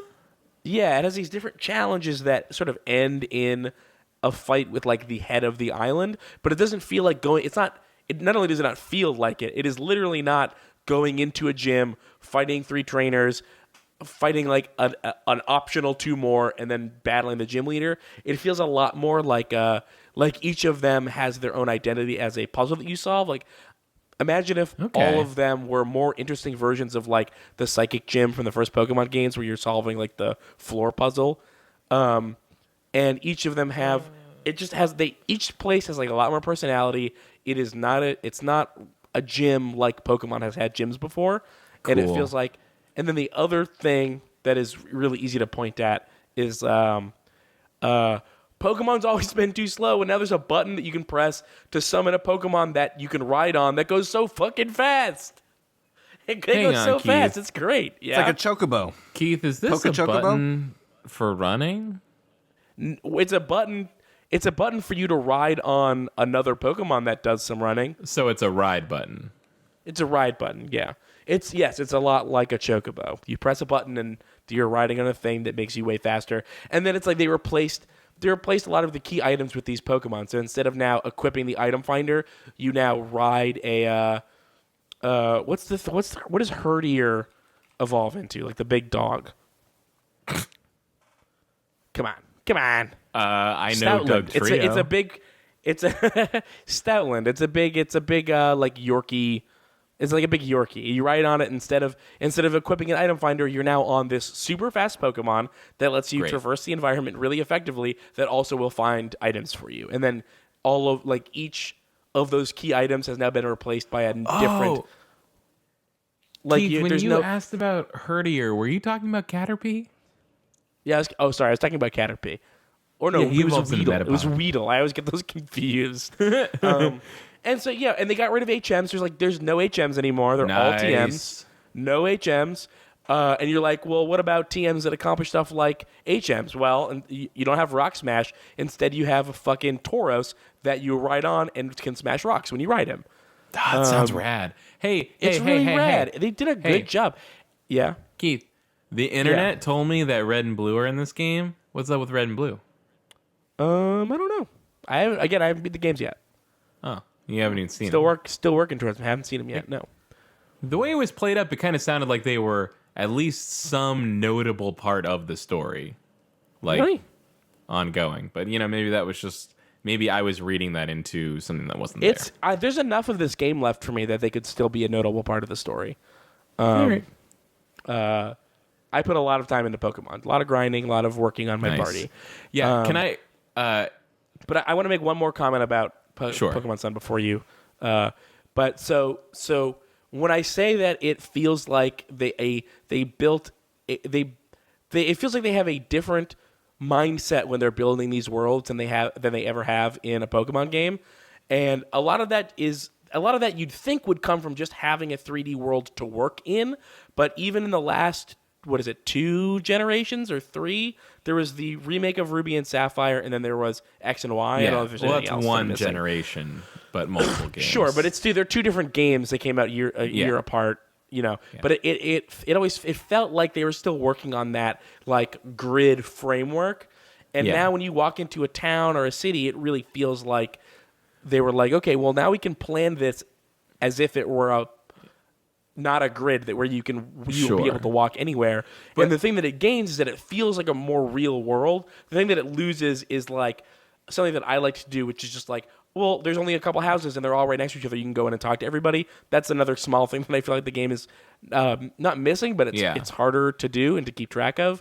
But just existing in that world seems a lot better. Yeah, that thing you're describing kind of just sounds like what was lost in the transition from like old school Japanese RPGs to like sort of more modern RPGs. Yeah, and that's what this game feels like. It feels like a game. It feels like they've been making the same late 90s RPG for 20 years, and now they're making an early 2000s RPG, and it feels like a huge jump. Yeah. I think it's funny though that RPGs. Like not to like discredit anything you're saying because it seems like you're totally right. But I think it's funny that we're saying this about Pokemon Sun, and it's kind of like all the same shit that we said about X and Y when it came out. Like each new generation of Pokemon comes out, we're like, oh, finally, they finally fixed this thing that they've been doing forever. But then like the next generation, like it's like they're slowly getting there. Yeah, it feels like each generation is a step forward, but this generation, instead of feeling like a step forward, it feels like a generation forward. But the problem is that Pokemon is so slow that the generation it stepped forward into is still like a decade ago. Yep. Which That's is fine. But that's a cool thing about that is that it also feels like a fun throwback to a type of RPG that also doesn't really exist anymore.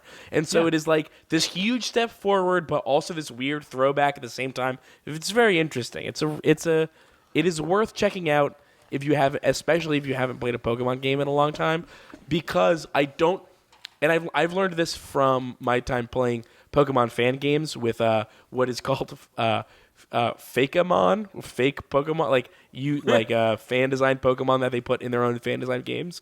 The act of meeting a new Pokemon that you've never seen before is incredibly enjoyable. Yeah. It's great. And the problem is Keith, could I just say real quick? Yes? Pokemon. Ooh, that's a good It's one. way better. Yeah. Fakeamon, yeah, it's way better. Hey, listen, I didn't come up with Fakeamon. They did it. No, I mean, listen, that's what you get from the kind of weirdo that's making their own Pokemon. Yeah. The difference is that these are people who are typing it out and not saying it, and it looks a lot more similar to Pokemon, even though it doesn't sound as similar. Sure. You know? Now, I haven't played a Pokemon game since the original one, so it sounds like this would be an ideal point this would be great for you. Like you would be playing with like literally 90% all new Pokemon that you've never seen before. And that's a great feeling. And I think Pokemon gets a lot of shit for having like not the best design choices after the first couple generations. I think the last couple generations have really improved on the Pokemon design. Especially this newest one has a lot of really interestingly designed Pokemon. But like if you're going in and you're just like, okay, I'm familiar with 150 Pokemon, and then all of a sudden, okay, well here's 800, 900 more. It's like it's overwhelming in a way that is, I think, fun and interesting and you don't have to focus on like, this is a keychain. Because there's a Pokemon that's just keychain. There's a Pokemon that is a keychain? Yep. Okay, cool. Great. The one last thing I would like to know about... I have an anecdote and I have a question. First, anecdote. It's not... For me, it's even worse that I don't have it, because it's not just that I don't have the game, it's that Lucas got a 3DS for Christmas, and he got this game from his dad and has not played it and has no interest in playing it, but it can only have one save file, so I can't play it, and it's killing me. Just steal it from him, and when he wants his own, get another copy. That's actually what I'm probably going to do. Yeah, because like, what's the difference between the copy that his dad got him and the copy that you're going to replace it with? No difference. And then, well, yeah, no difference. And then, if it comes around that turns out he doesn't want to play Pokemon because it's 2017, and that's not hot right now for his age group. Oh, Pokemon is super hot for his age group. Is it still hot? Super hot. Super hot. I went to pick him up from like after school extended day, whatever, and I just looked at a kid. He was just sitting there holding like a blown up jumbo Pokemon card that was like almost 8.5 by 11. Just like, oh hey, there's just a kid hanging out with a giant Pokemon card, Yep, those come in big packages. It comes with like 6 or 8 packs of Pokemon cards. Plus the huge card, and then plus either a pin or a token or a figure. I just assumed he printed it or something. Question. I think I got this question, and then maybe we can move on from Pokemon Sun. Okay. and I just have to remember what the question is, and I got it. Got it. One thing that really discourages me from playing Pokemon games is how many ancillary and almost inscrutable mechanics are like layered on top of it every generation. Like X and Y had like the fucking thing that you could flip between the different things, and there was a punching bag that the Pokemon hit, and then there was like a cute thing where you that's a pet great 'em point. You're bringing or up a great something. point. You're bringing up a really good point. So that was that None used of to that be stuff. called, Like I never understand any of that, and it makes me afraid to play the game. Is okay, there so any? all that it's an extraneous thing. Basically, what it was you go in. It's to make the Pokemon like you more because one, it's cute to like pet the Pokemon and have them like it, and then two, there are certain Pokemon who evolve or have moves based on how much they like you or dislike you. And so that's Weird. what. So instead of like fighting with the Pokemon and healing it as soon as it gets hurt and having it be in your party often and that having it like you, in this one you just like pet it and feed it shit and it's cute. And that was in X and Y, and it was like another thing that you had to go into. In this one, I think it really improves on that, where instead of having to choose to go in it, after a fight, if your Pokemon is worn out or has a status condition, you can go into that. It like prompts you, like, hey, do you want to go and like fix up your Pokemon? You can go in, heal the status condition from there without having to use an item. Nice. And then give it some pets and a fucking Pokemon bean. Yeah, give it and then like it a likes little you a little bit scratch more. on under its chin. Yeah, give it a little scratch, and then you can find, you find the spot where it likes to be pet the most. You avoid the spot it hates to be pet the most. If it's a Pikachu, you avoid the cheek circles because they'll shock you, which is very cute. And then it ties in, like that Pokemon will perform better in battle the more it likes you, which you can actively increase by like going in and petting it and making sure you heal its status conditions and stuff like that. Like if you have full affection with it, it will land more critical hits. It will the move Endure, which prevents you from fainting one turn. Nope. It will sometimes just fine. It will sometimes a move that would have killed you will sometimes just not kill you, and it's like your Pokemon, you're so inspired by you that it hangs in there. Nice. And it really works. The other system that they added, which is one of the best things they've ever added to a Pokemon game, is called Wonder Trade. And I'm pretty sure it's new for this one because I've never heard of it before. Sun and Moon. You basically take a Pokemon, you go, I'm just throwing this into the void and seeing what comes back. And then someone else who is throwing their Pokemon into a void, she goes, I'm throwing this into a void. And so you're just like sometimes you'll throw away a Weedle and you'll get back a Pidgey. Sometimes you'll throw away a Pidgey and you'll get back a fucking starter Pokemon or like a fucking shiny Magikarp or like crazy fucking legendary. Like it's crazy. You might be right that it's new to Sun and Moon, but there's something that makes me feel like I remember hearing the word Wonder Trade in X and Y. There's something like that in earlier games, which is like the global trade or whatever, and you can like you can deposit a Pokemon and be like, I'm looking for this, and someone can take their Pokemon and be like, I'm looking for this, and then like when someone finds your Pokemon is willing to trade what you want for it, it'll automatically do it. That's and interesting. I would be. I don't know if that's still in it. I haven't seen it. Yeah. But that's also a cool thing. I think that happened a few generations ago, though. I have one more question that I thought of. Mm-hmm. Go for it. I found while I was happy to see that you could customize your character in X and Y, I found the number of customization options to be woefully lacking. Is it better in this one? Way more clothes. So many more clothes. Nice. I have spent a lot of time exploring the different shops, which all have different items in them, and find color coordinating and trying to make my character as stylish as humanly possible. Nice.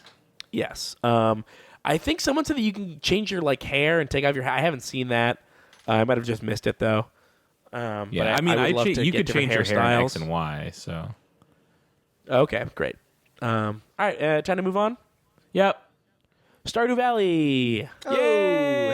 hey, Stardew Valley. If we want, I have this on my list too. If we want, we can kind of brush over this and then come back to it later. I totally agree because we spent a lot of time on my first 4 games. Yeah.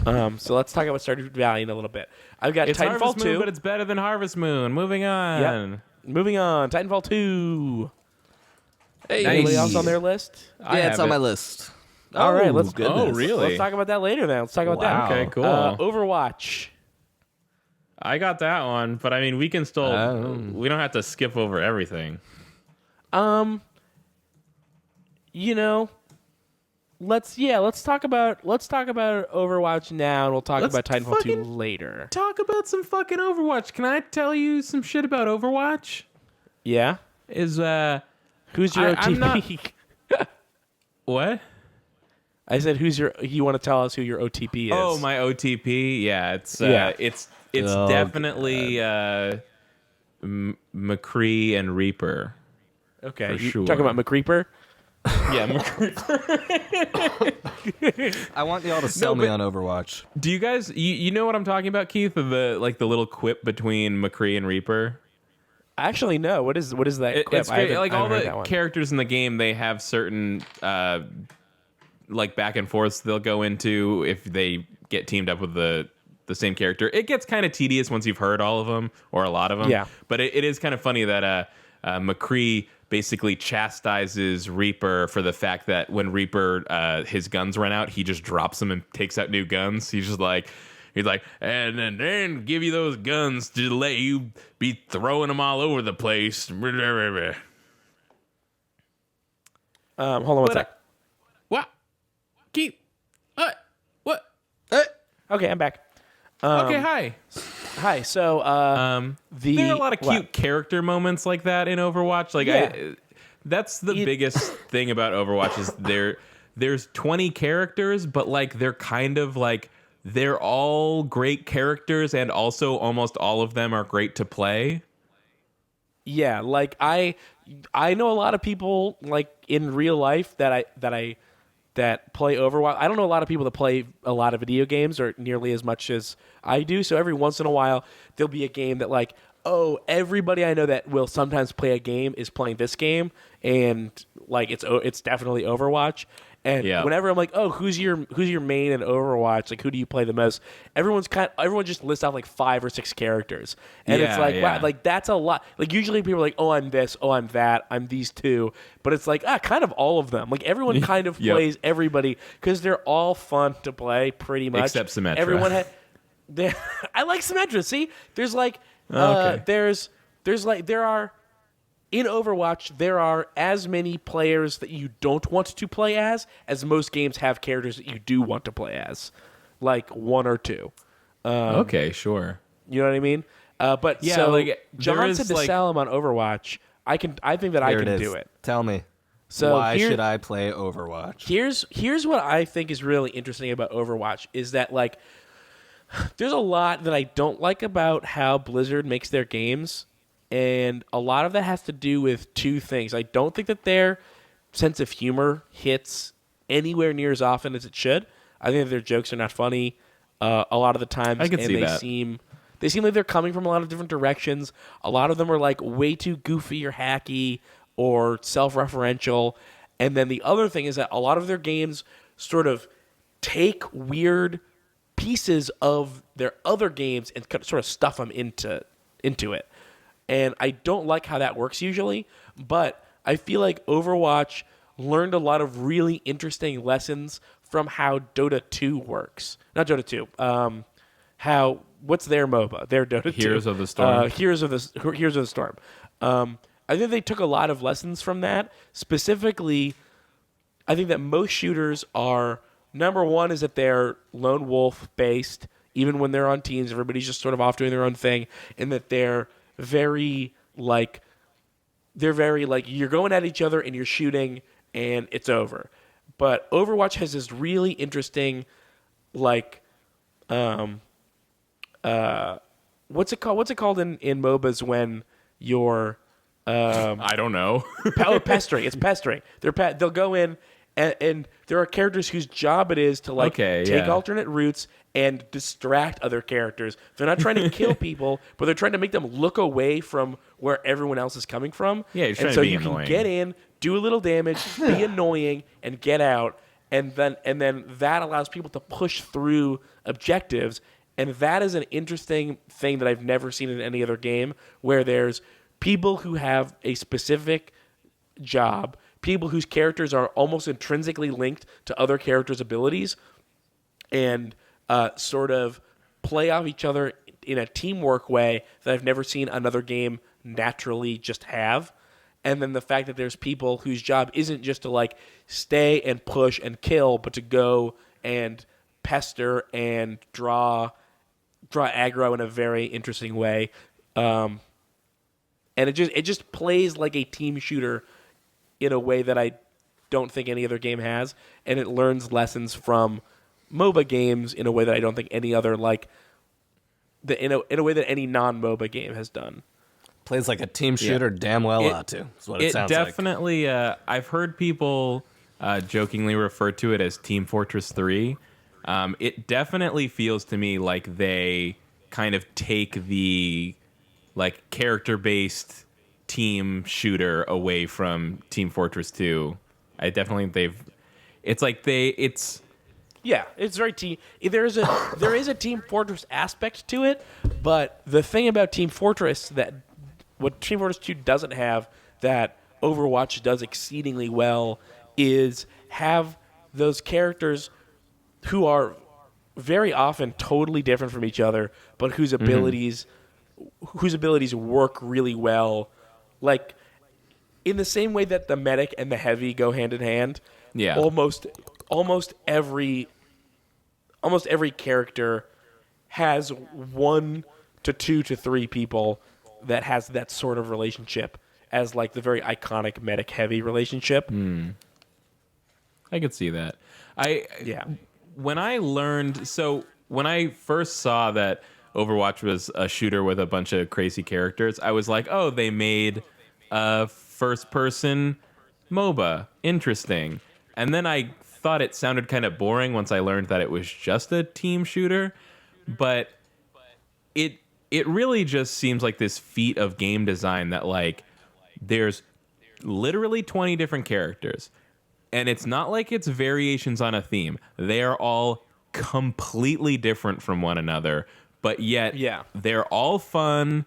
It really, with like very rare exception, doesn't feel like anything is like overpowered really at all. Like almost everything kind of feels equal. And it's surprising to me that like I spent maybe like 30 minutes or 45 minutes. Not that I really had to, but like when I first opened up the game, I went into like training and kind of like flipped through all the characters to like try them out for a few seconds. And it's interesting that they have so many characters and they're so different, but somehow I don't find it difficult to keep them all straight in my head and like remember what each one does.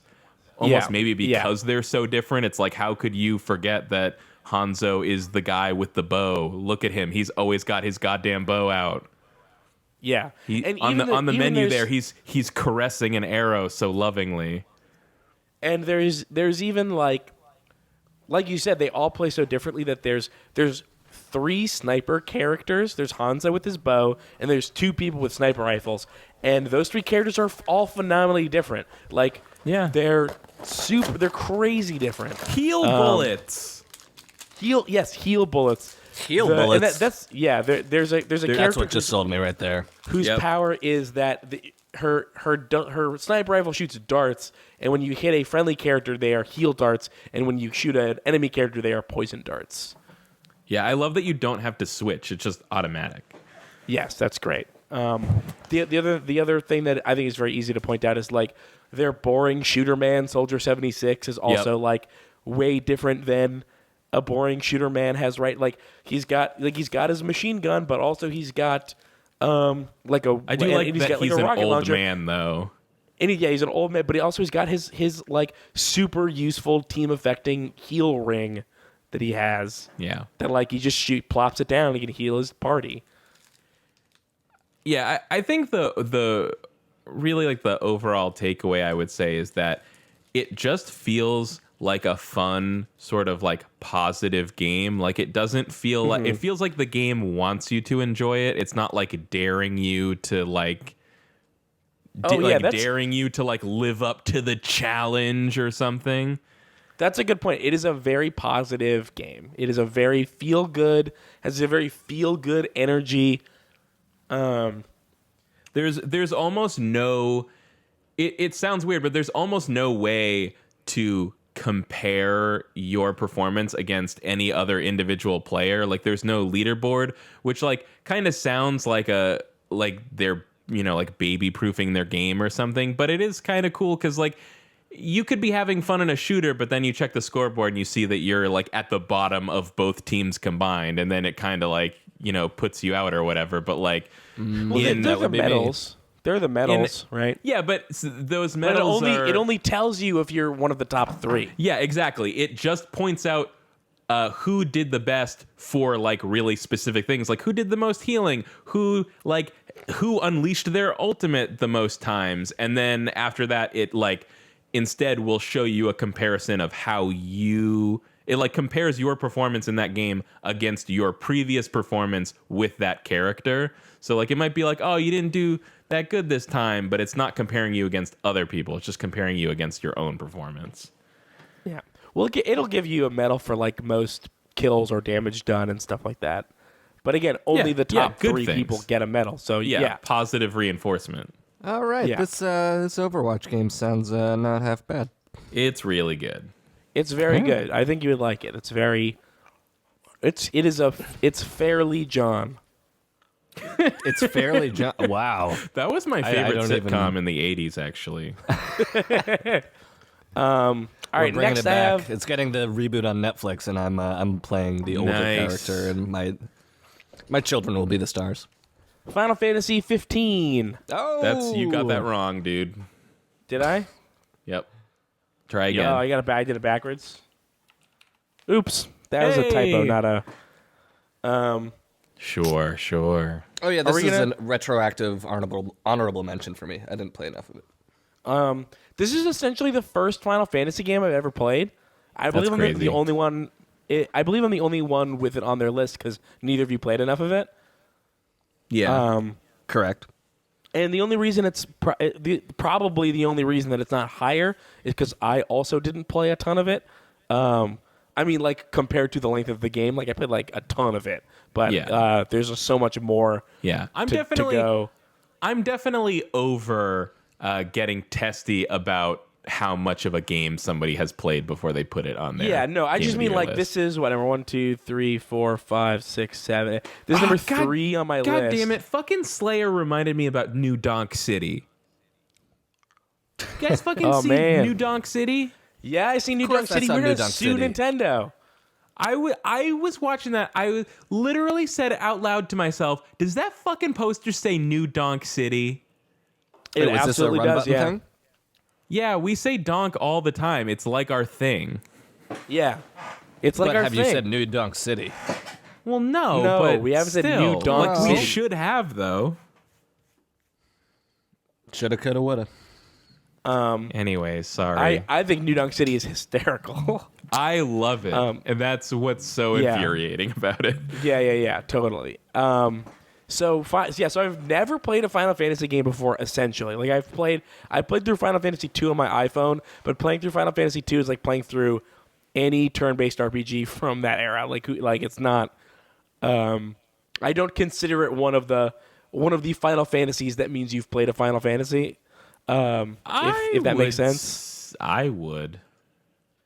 Because I those games I consider 6 but they're and all up. so different. Yeah, they're all so different. But like 1 and 2 might as well be 20 other games from that era, right? In a way that like kinda. 7 or 10, Yeah, or this one, right? Yeah, it definitely got. it differentiated itself more as time went on, definitely. Yeah. So like for instance, like I've never even seen a chocobo. I've never heard any of that music. Like I don't know. Oh my god. Like I don't know. Well, you've seen it in Final Fantasy 15 though, right? Yeah. Oh yeah. I write it all the time. Nice. Now I love it. Yeah. You can level it up and they can jump higher and farther and it's great. And the run it's super good. I mean, I think it's super interesting and awesome that you're kind of enjoying it on this kind of its own terms, divorced from the rest of the series, because so much of the kind of bafflement which causes my enjoyment off of it is based off of my expectations of what a Final Fantasy game should be. And like Kyle can attest to this. I texted him right as I started the game. I was like, what the fuck is this? This game, you literally start pushing a BMW while Stand By Me of all songs. I don't think there's ever been like an actual pre-made like actual famous song licensed into a Final Fantasy game before. Correct me if I'm wrong, but I'm like, what the hell am I playing? This is Yeah. insane. And Prompto will occasionally sing a couple different like real world songs at inexplicable times.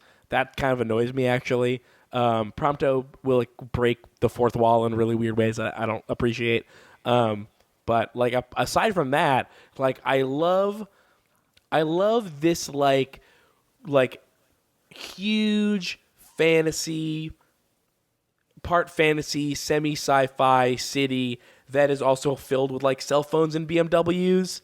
And like, they treat your weird car the same way they would treat like a royal carriage. It's like super weird. But then also there's just like TVs and radios. But there's also swords and magic.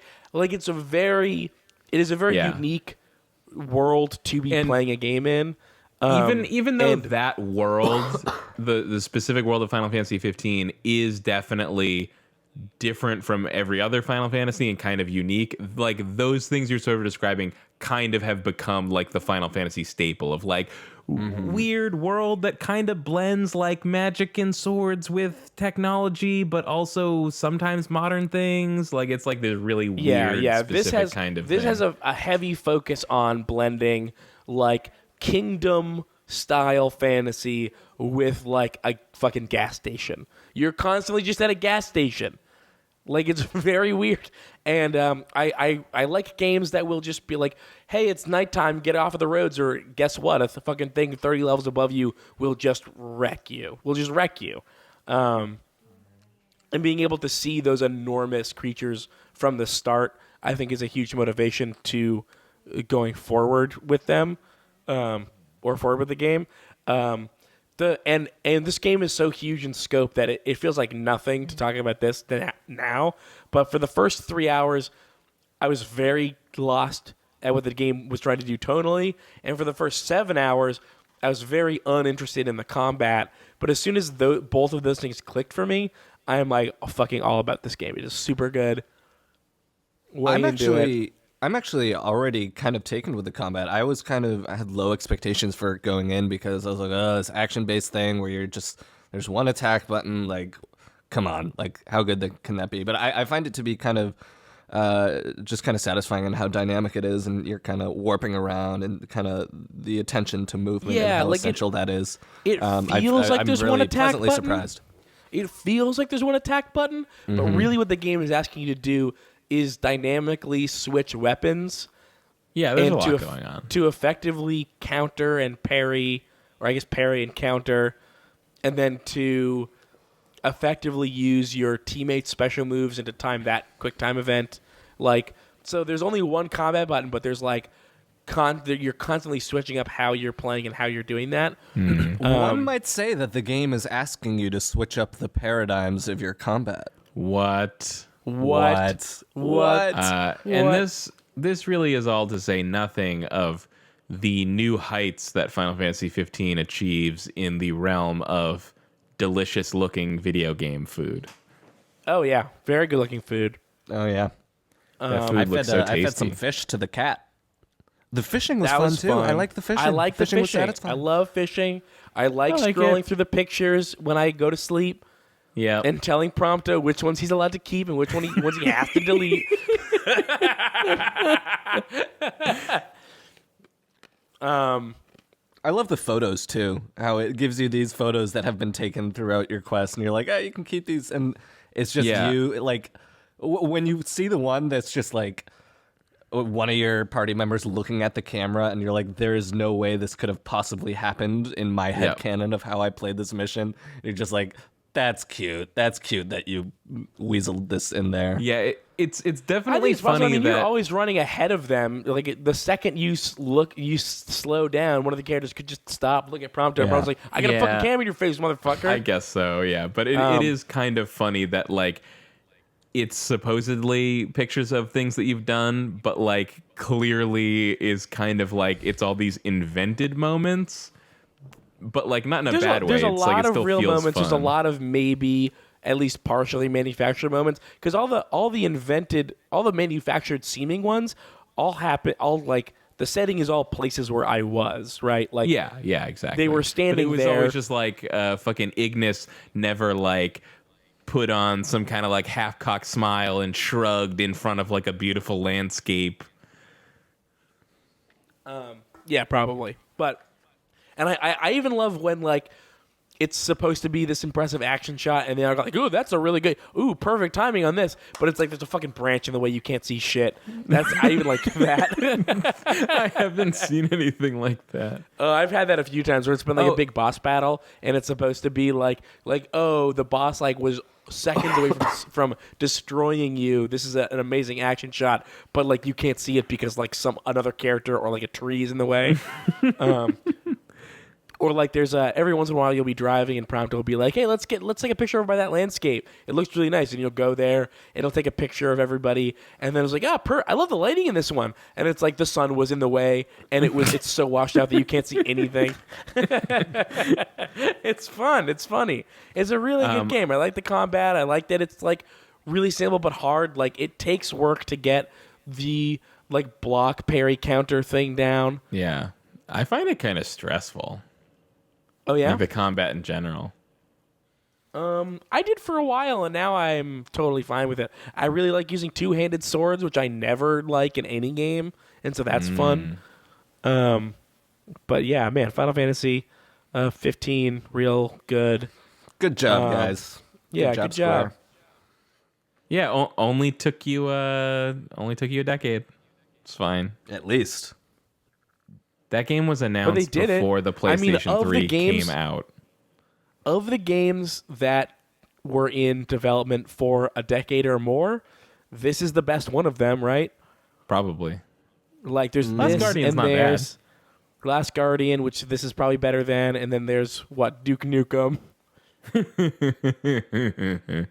Anything else? Anything else with a decade-long development? Oh man, I don't know. There definitely are some others. I just can't really think of them offhand. All right, I'm almost done with my list.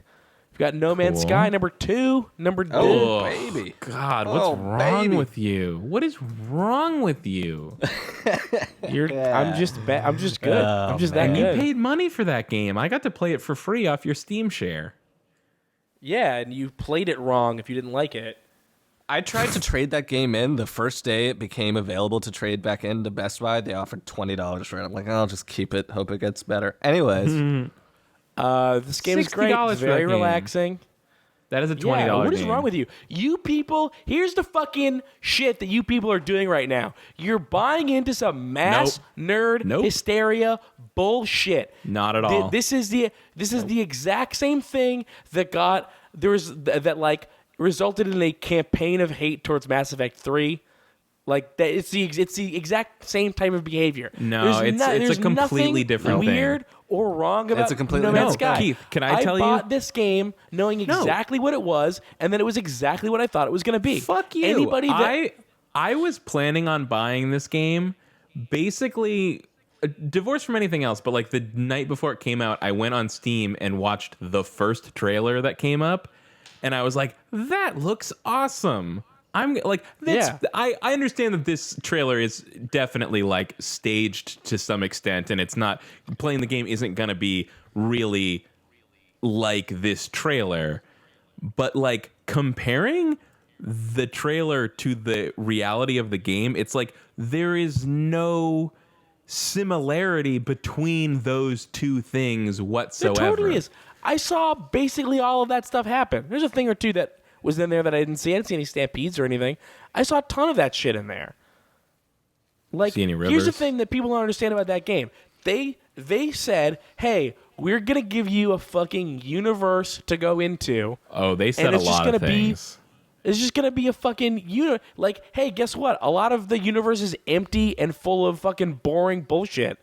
And it's like, yeah, well, then if it's boring, bounce. Go to another planet. There's a fucking billion of them. Dude, some of them what are really about the shit beautiful. where Some of they them are wouldn't- gross. What about the shit where they wouldn't just admit that the game was single player?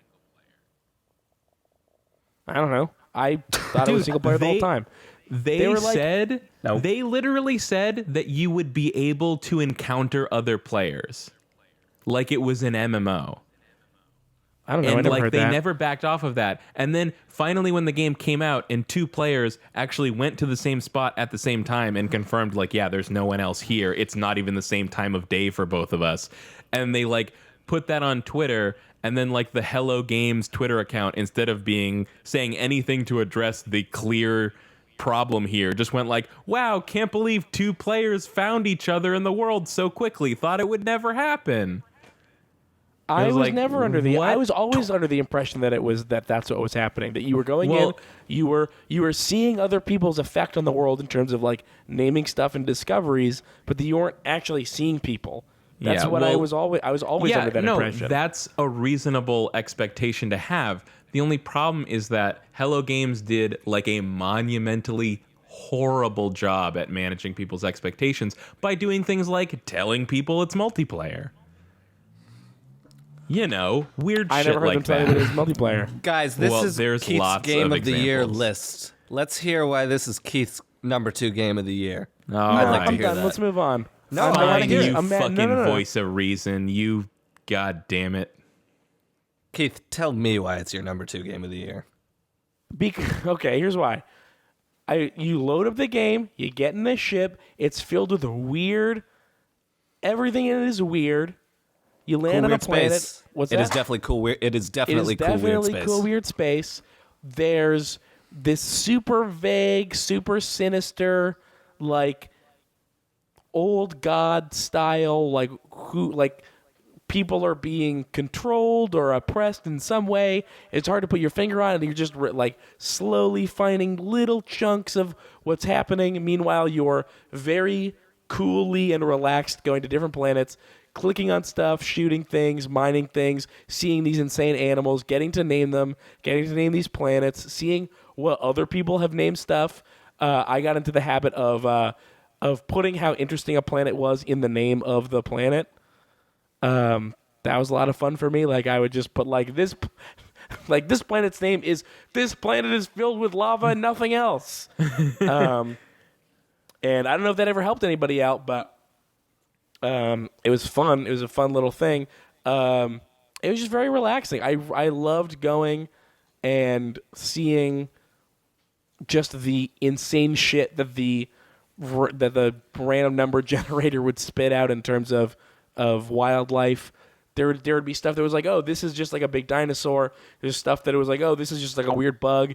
And then there was stuff that was like, oh, this is like a giraffe neck on a crab body. Like, what's going on? I feel like I just kept seeing the same things over and over. Like I would go to It took different me a planets and really be like, long- oh, it's the same weird dog thing. You know, eventually I started to recognize pieces of things, but I found that there was a ton of variation in stuff, especially because, you know, there were some planets that only had a thing or two on them. There were some planets that had a bunch of stuff, and especially in the planets that had a bunch of stuff, all of those things looked pretty different. Actually, something that I did like was that planets with a huge abundance of life would have things that looked like they had like common ancestry. Like, okay, there's like 40 different species on this planet, and then like these 3 all kind of have similar things about them, and they're all kind of in the same area. Like, and sometimes I wouldn't even realize that it's a new species. I would scan it and be like, oh, that's a new thing. Like, oh, this one has like a beak instead of a snout. Like, oh, that's cool. But then there was so much other life on the planet that it wouldn't, like, it would be like, oh, this doesn't seem like them spitting out stuff that looks the same. It feels like, oh, these things evolved from the same species. Sure. That was cool. They actually added a bunch of stuff to the game. I haven't played any of that. They tried to fill out a bunch of the things that they didn't get to put in the initial release. Yeah, they added they fleshed out space stuff and base something. building, and the base building seems cool. But more interesting, I think, is that they have spaceship building. Like you can build your own space. And apparently it works the same way that building a planet base does, except that you don't have to tie yourself to a planet. Even though apparently you can just scrap and rebuild the planet at no or the base at no cost, just redo it on another planet. Weird. And warp directly back there from any space station, which seems kind of antithetical to the spirit of the game, right? Yeah, I don't blame them for that, because when you put out your game and then there's a nearly unparalleled campaign of delusional hate against it, you make decisions that are antithetical to your game. I don't blame them. I mean, I don't think they should have. I don't think that they should have. I think they should have thought harder about how they implemented those systems. But when you're when you're at the development end of a shit show like that, you're just do the thing that'll make them shut up. Maybe. I don't know. I think Mass Effect 2 changed their fucking of, ending. There's a lot of that going around. I think there's a lot of 3, not 2. unfortunate things around No Man's Sky. Just it was really weird, because I knew from the get-go that people's expectations for No Man's Sky were way out of whack. But it was weird to me that it makes it Hello Games is a little developer, so it makes total sense to me that people would get really, really excited for their game and they would run with that and not just come out and be hey guys, keep it in check. But it's really weird to me that even when they got with Sony, that they didn't really ever show the game before it came out, just to give people an idea of here's what this game is like. I don't know how accurate this is, but I did see a statement from, I think, Sean Murray being something like, hey, when you're working with a publisher, sometimes your fucking hands are tied with a lot of that stuff. And which is true. I recently heard an older interview I with, put that on Sony is what I mean. It's right. Sony, Yeah. Hello Games is a little guy that had a lot of fire, around this game that they're making, and that's great for them. But Sony is the big fucking player that should know how this shit works and handle it properly. I just think it was a really weird choice to sell this game for $60. Because I don't think so. I thought that there was a $60 game here. I just don't think so. Even knowing having my expectations significantly tempered and going into it knowing okay, it's just kind of one of those open world survival games. There are a lot of these days, and I like those games. That's cool, but I didn't even find it to be a particularly compelling version of that. I played this game 1, 2, 3, 4, 5, 6, 7, 8, 9. I played this game a lot,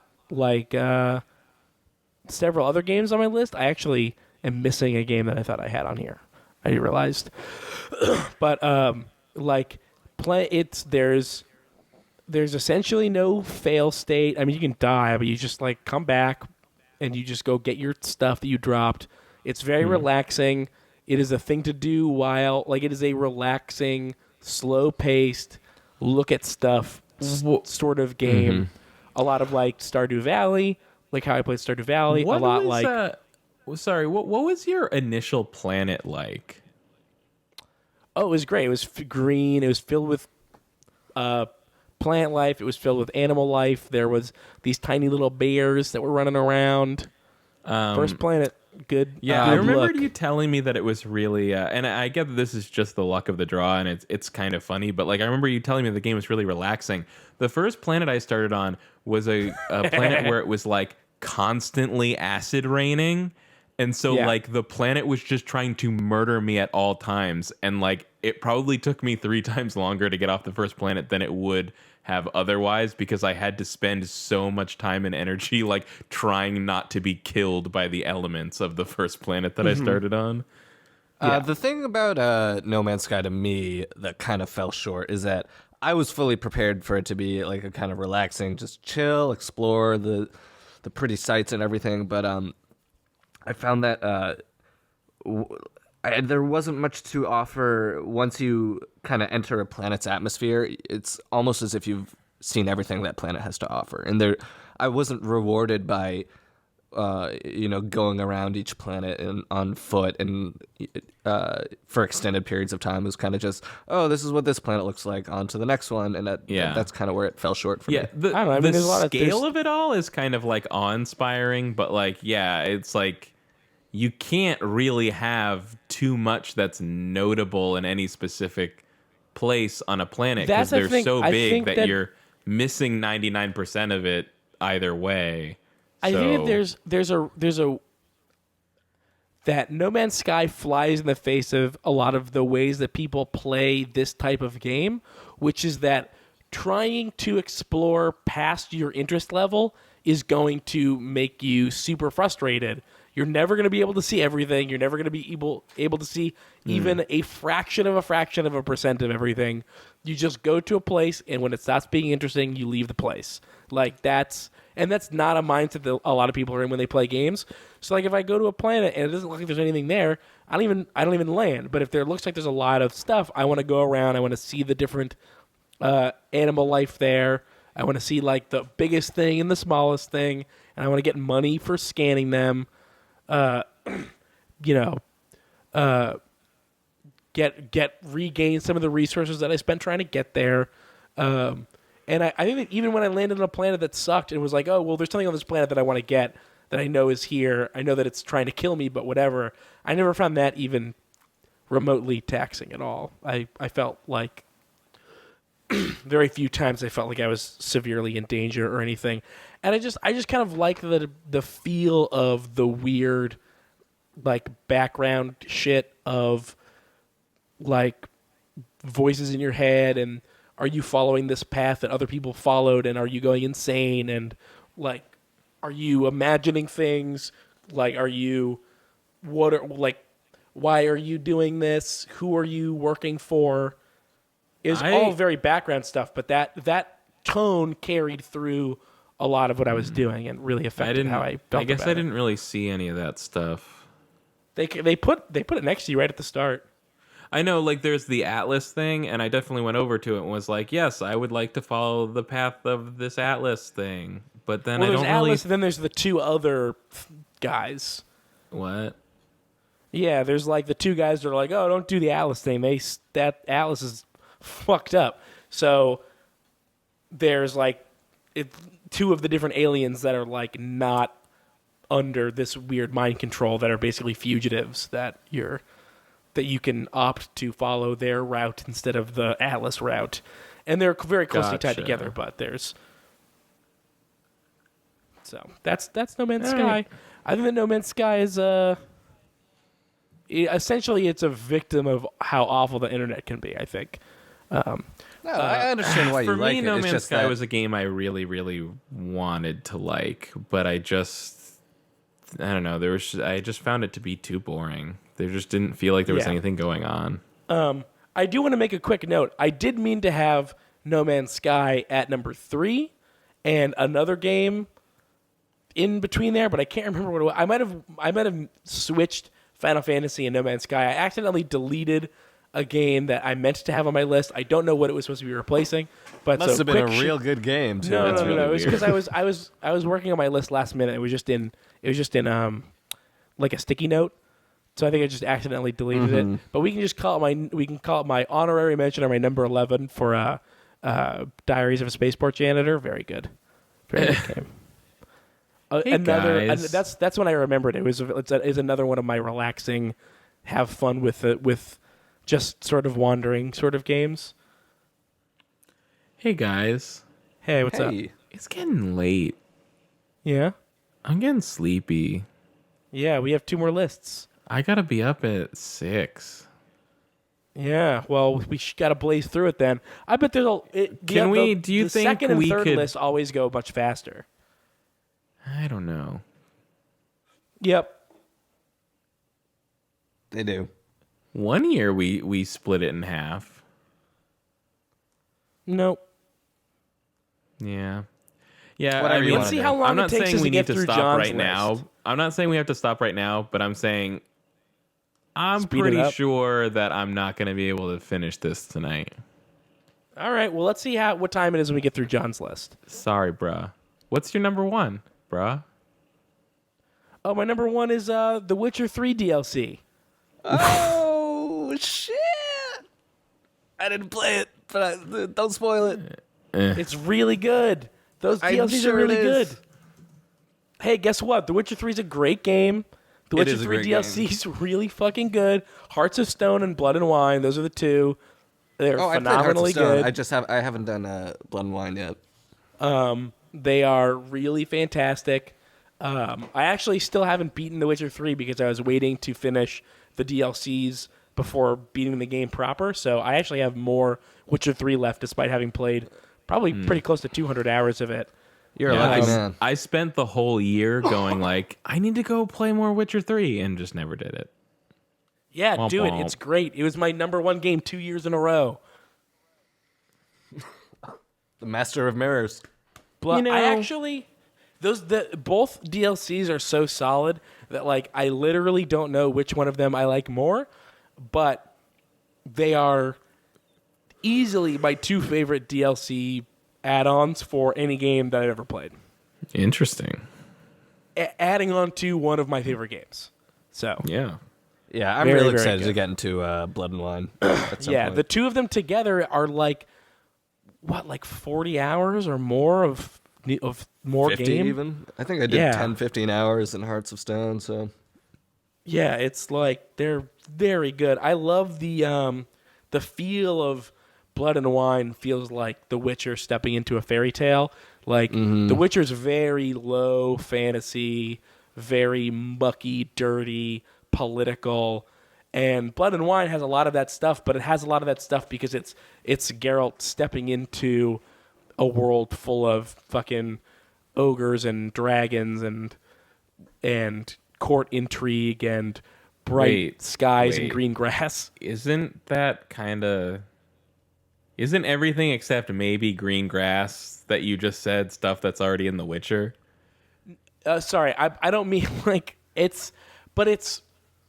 it is fairy tale versions of that stuff. They're not Okay. drakes and they're not like golems. They're like it starts right off with a fucking like Don Quixote joke.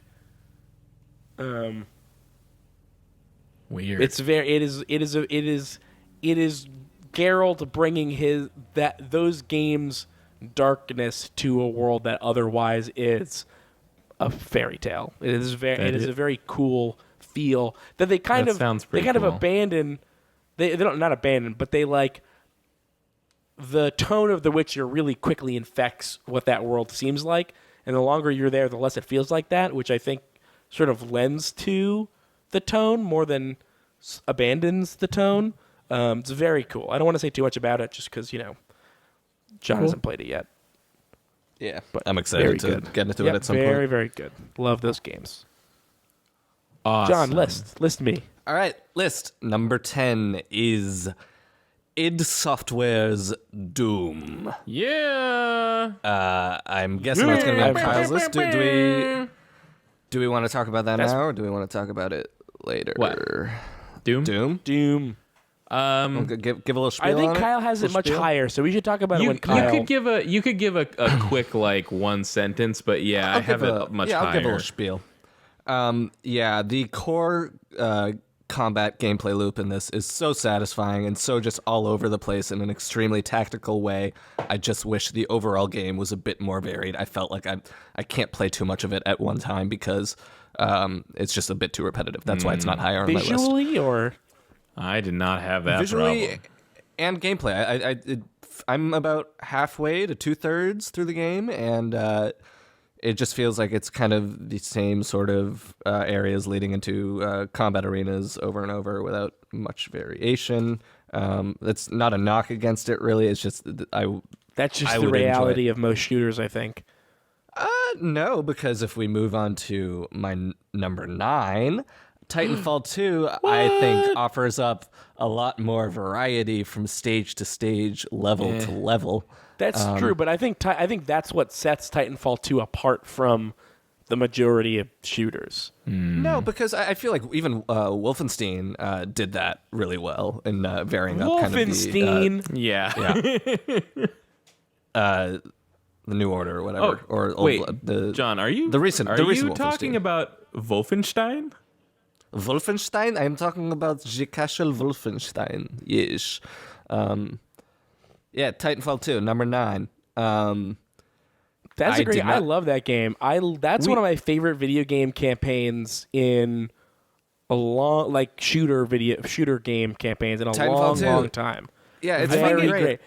I did really, not even really play the like that multiplayer. campaign. I think it suffers a little bit from like the high points being so high that it doesn't really maintain that level of quality all throughout. Like it's a little uneven for me. Well, yeah, there's some levels there's like 2 or 3 levels that really stand out for me, but that's like 3 levels out of what, like 8 or 9 Like levels. 6. Yeah, it's not a huge game. Yeah. I think the low points are not really that low. Yeah, They're it just not as high definitely- as the high points. It definitely does not overstay its welcome. I which I I beat it really in like. I think 2 sittings, so What? like it didn't have 2 or 3 maybe, I don't know, but Yeah. so it didn't have time to like. I basically binged it, so there wasn't a time where I was like I just played an entire session and it was just one level that I didn't love.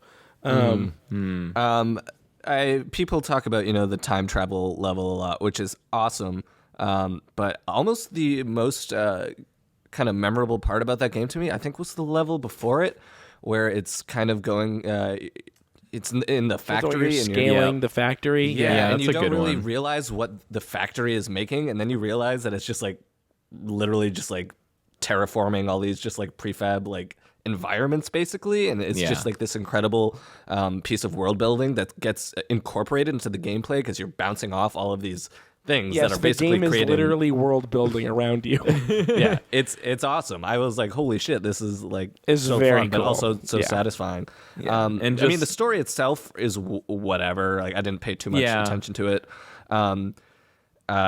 This game does have the best latent romance, I would say, unspoken romance between Cooper and BT. Definitely. Oh yeah. Yeah, No, I the, love BT. BT's great. The subtext there is just oozing. Yeah, oozing, I would say. He gives you that thumbs up, but there's novels in that thumbs up. Yeah, it's Within so those much. thumbs contain multitudes. Yeah, It's really their relationship is really darling. I will say that.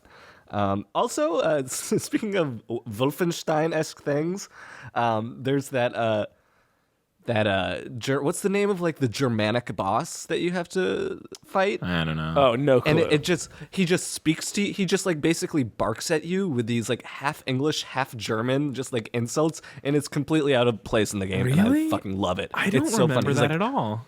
He's like, I "Du ist kind of remember stupid." that. I I think don't a lot remember. of the boss battles were very anime, so that I don't feel like that's out of place. Yeah. I'm not knocking it. I'm saying I really enjoyed just how insane it was. Richter. It was Richter. Okay. Yes, I am remembering this a little bit. Yeah. And this is all just talking Oh about the yes, now me campaign. too. I also remember now. Yeah. I just got a big kick out of Richter. I didn't even touch the multiplayer that much. I think I Yeah. played a few matches, but maybe I'll return to it at some point. But Hey, multiplayer's great. Just Oh, putting you that didn't out even there. play really, it. really good. Oh, I did play it a little bit, but nothing substantial.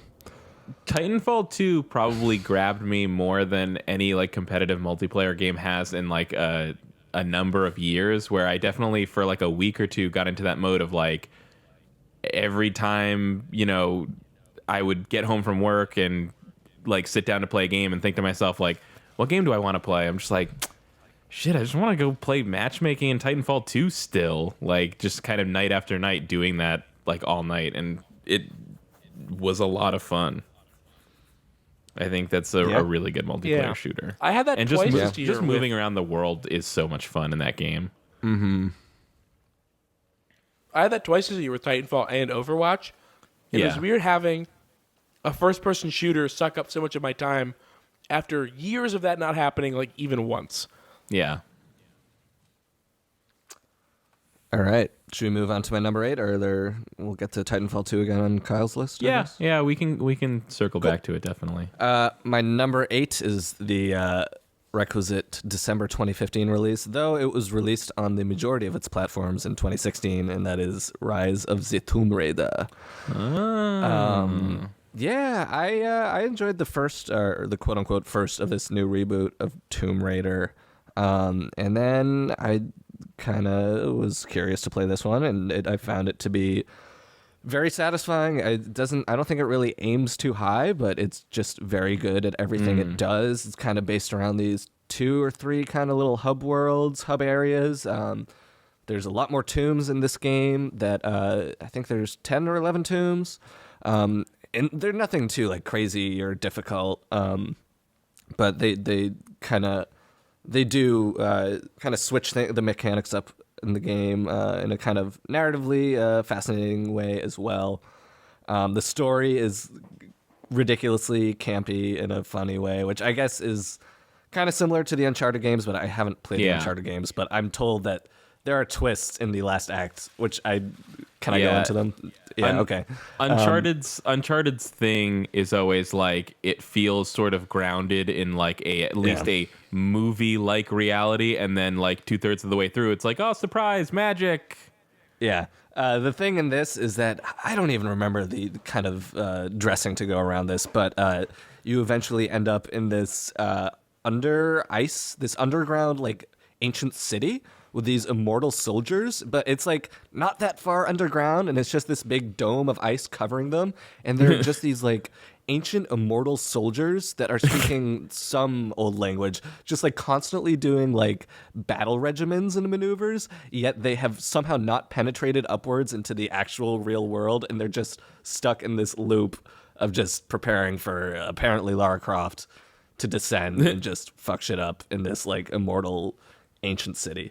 It's ridiculous and hilarious. Wait, are they waiting for her to be their friend or waiting for her to kill her? I think they're just ready to kill someone. They've been under there for thousands of years. They're just running maneuvers all the time. They're just like, yeah, we need to like take out this built-up aggression on someone. And yeah, basically your antagonist is trying to discover their secret of immortality. It's really fun to get around in this game. Just like kind of traversing everything. The platforming is solid. Just kind of just jumping around, shooting your bow to get everywhere. It's just really fun to get around in this game, as it kind of is in Titanfall 2, but in different ways. Yeah, kind of just a satisfying classic video game experience, I would say. Classic video game. Classic. I like that. Classic. You know, it's nothing too fancy. It does the trick, you know? Even though that kind of means nothing, I like sort of know exactly what you mean. Yeah, I mean, it's not like, oh my god, there's this like crazy shit that happens. It's so mind blowing. It's just, it's solid all the way through. Nice. I don't think I've heard anyone that didn't like that game. So I'm interested to try it someday. I never finished the first one, and I want to. I read some mild critique of it for being sort of narratively dissonant in a way that a lot of games are, which is like Lara Croft being like, I don't want to be killing, and then it's like, well, you're in a game where you kill 1,000 people. So I think the first one was more so. That was kind of toned down. It definitely is still there in this one, but It's a bit more toned down in this one. I mean, you're still killing the same amount of people. You're just not as broken up about it. Yeah, exactly. That's all they really needed. Yeah, there's no dissonance. You're just still killing them. And they're fucking immortal soldiers. Who cares? They should have died 1,000 years ago anyways. Whatever. I guess that's it on Rise of the Tomb Raider. My number 8, 10, 9, 8, 7, 7. 7. Wait. My number 7 game is Firewatch. All right, let's talk about Firewatch. Yeah, let's talk Hey. about Firewatch. Firewatch is a really cool, narratively driven game. I don't want to ruin the story because neither of you have played it. I played it. No, I played it. It's on. Oh, no, you we did play it. Yeah, We both played it. I put it in my honorable mentions but mentioned Right, that right. it also could have been in my most disappointing. Yeah. Yeah. We don't need to spoil any story stuff to Right. talk about Firewatch, though. I think the strongest point of Firewatch is kind of its immersive atmosphere. Yeah. You know, it's obviously got a hugely distinctive look. Kind of everything is in this haze of oranges and kind of washed out greens, and this kind of, Yeah. cartoonish It's very style. sunset. It's a very sunset yeah. game. Yeah, it's a Twilight Magic Hour kind of game. Yeah. And the music, Chris Ramo's music is a big part of that. A lot of kind of just plaintive, kind of ambient, sparse folk stuff going on, which is my shit, which will come up later again in my list, actually. And it just kind of, the strongest part of this game is the characters. What is he writing here? Firewatch with me. Nice. Twin Peaks Firewatch with me. Yeah. Wait. Keith, have I Yeah. heard about that because of you, or did we just both individually think the same thing when we were playing Firewatch? Honestly, it could have been either. Okay, sorry, the John. character dynamic between Henry and Delilah is, I think, is really maturely done, and it kind of It's great, yeah. poses, yeah. Sorry, I'm getting over. Oh wait, Kyle, did you play this game? Yeah, I played the whole thing.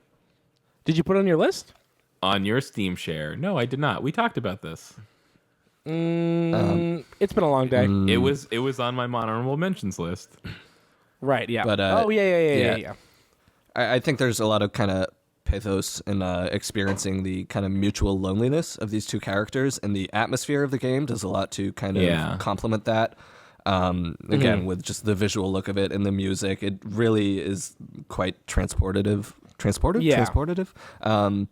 and kind of really just immersing you in this. It feels like this.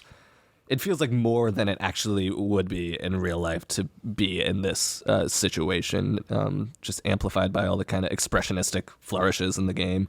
Yeah. In a way that was quite mesmerizing to me.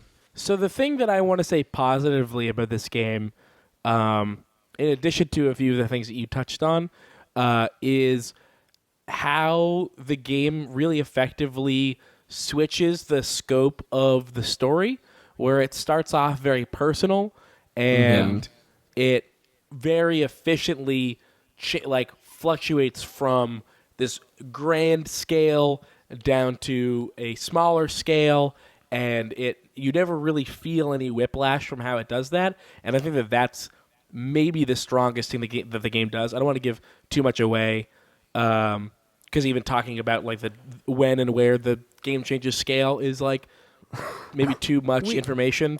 We could I maybe think talk the about game- it a little bit. Like I think it's fair enough to say like, hey, spoiler warning. If it starts to like impede our discussion of the game, maybe we can start. Yeah, I'll give a small spoiler warning for here, and then maybe the next minute or two. Yeah. Like the game opens up. There's a lot of that loneliness that John was talking about. It's a very small personal story of like a budding friendship between people who like are in the same situation but like still miles away, and can just talk to each other on the phone basically. And the way that it switches from that to this breakneck paranoia, massive scale conspiracy theory, like that, like just real quick switches to that, and then how it reins itself into something much more realistic, I think is really, really well done. The thing that has that where the game falls apart for me, though, and I think this is really important for me at least, is, and I'm gonna, if anybody has seen the Stream Friends, old Stream Friends stream of Recovery Search and Rescue Simulator, which is a very low budget, like, yeah, it is a nothing game. Like it was written almost entirely by one guy who is contracted out by this weird German company that just pumps out simulation games, where you're just like wandering this like basically flat plane solving very inane quests. And Firewatch gives me this real sense of emptiness in the world in a negative way, where there was a point where I became really aware of how little is in that game besides your character, who you can't see because it's a first person game, and this empty world. And similar to Recovery Search and Rescue Simulator, this super low budget, like basically like factory game, like I get like fucking make it, get it done, push it out, like we have 20 of these to make today. In the same where it's like it keeps hinting that there's people around, and it never happens. Like oh, there's these girls that are causing trouble. They're leaving beer everywhere. That you never see them. Like someone sneaks up on you. Well, you never you do kind of see them.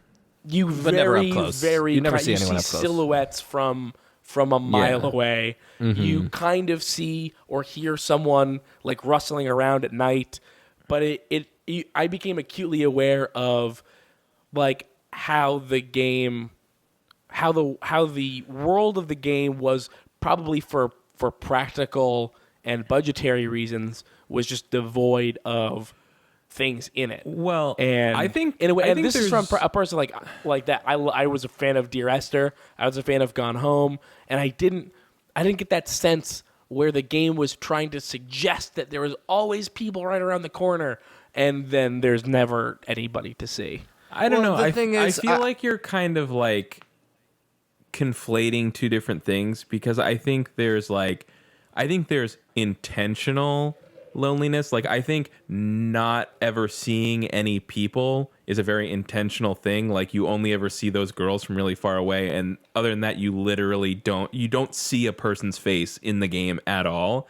And I think that's very intentional and very effective, because the game is supposed to be about feeling isolated, and that's really good. But I think the part, but you don't see like animals. You don't see you don't so see that's really the thing. anything It's like but the world.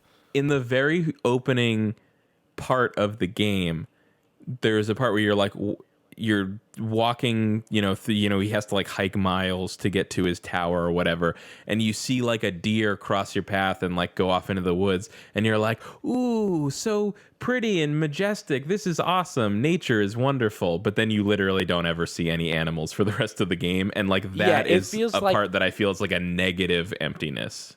Yeah, there's a bizarre and hilarious moment in Recovery Search and Rescue Simulator where... no, I'm sorry. You find a turtle.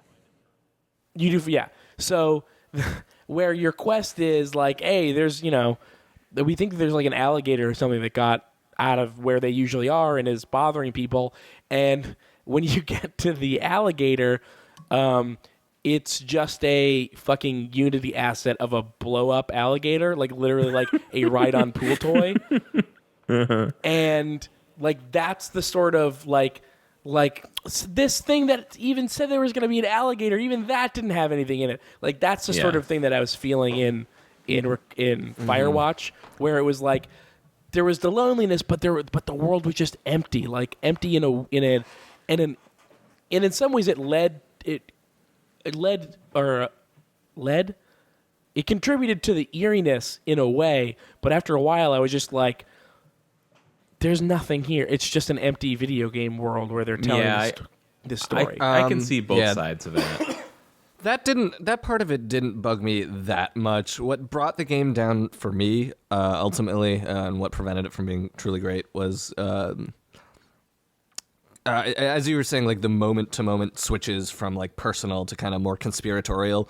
The way it kind of goes into revealing the conspiracy at the end, was just not very interesting. It kind of brought these elements of these other kind of unseen characters, which were just not really well developed and didn't really add anything to the overall experience for me.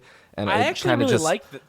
I don't know. It just soured the whole kind of last quarter of the game for me or so. Yeah, I really think like that because that's the most effective part of the how being alone affects you is that they created this whole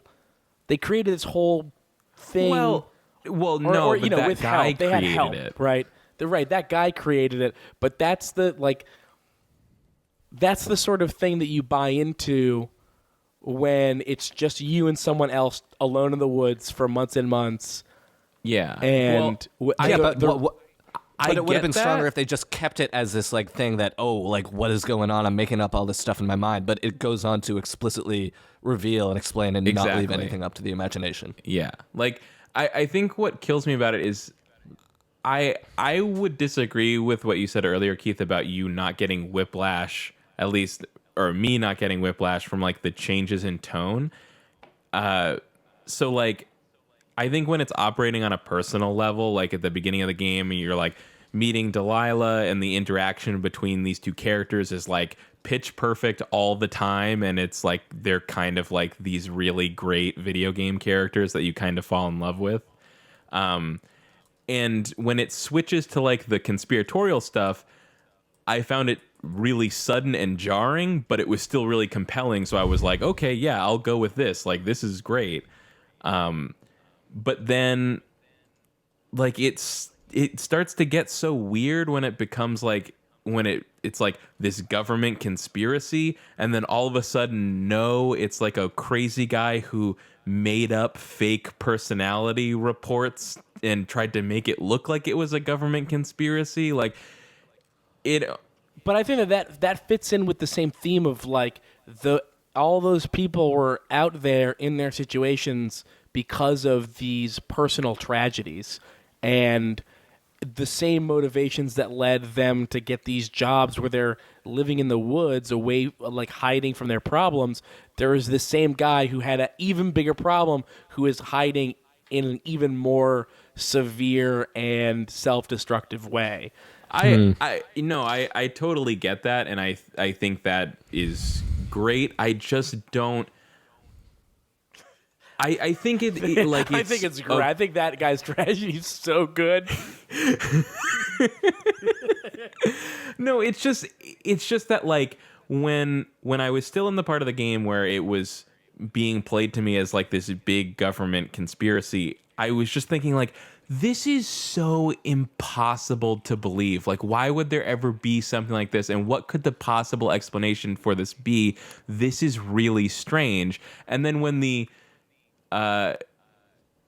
explanation was, no, it was a crazy guy who did this elaborate scheme for almost no reason. It's like, okay, well, you had this totally unbelievable thing with an equally unbelievable explanation.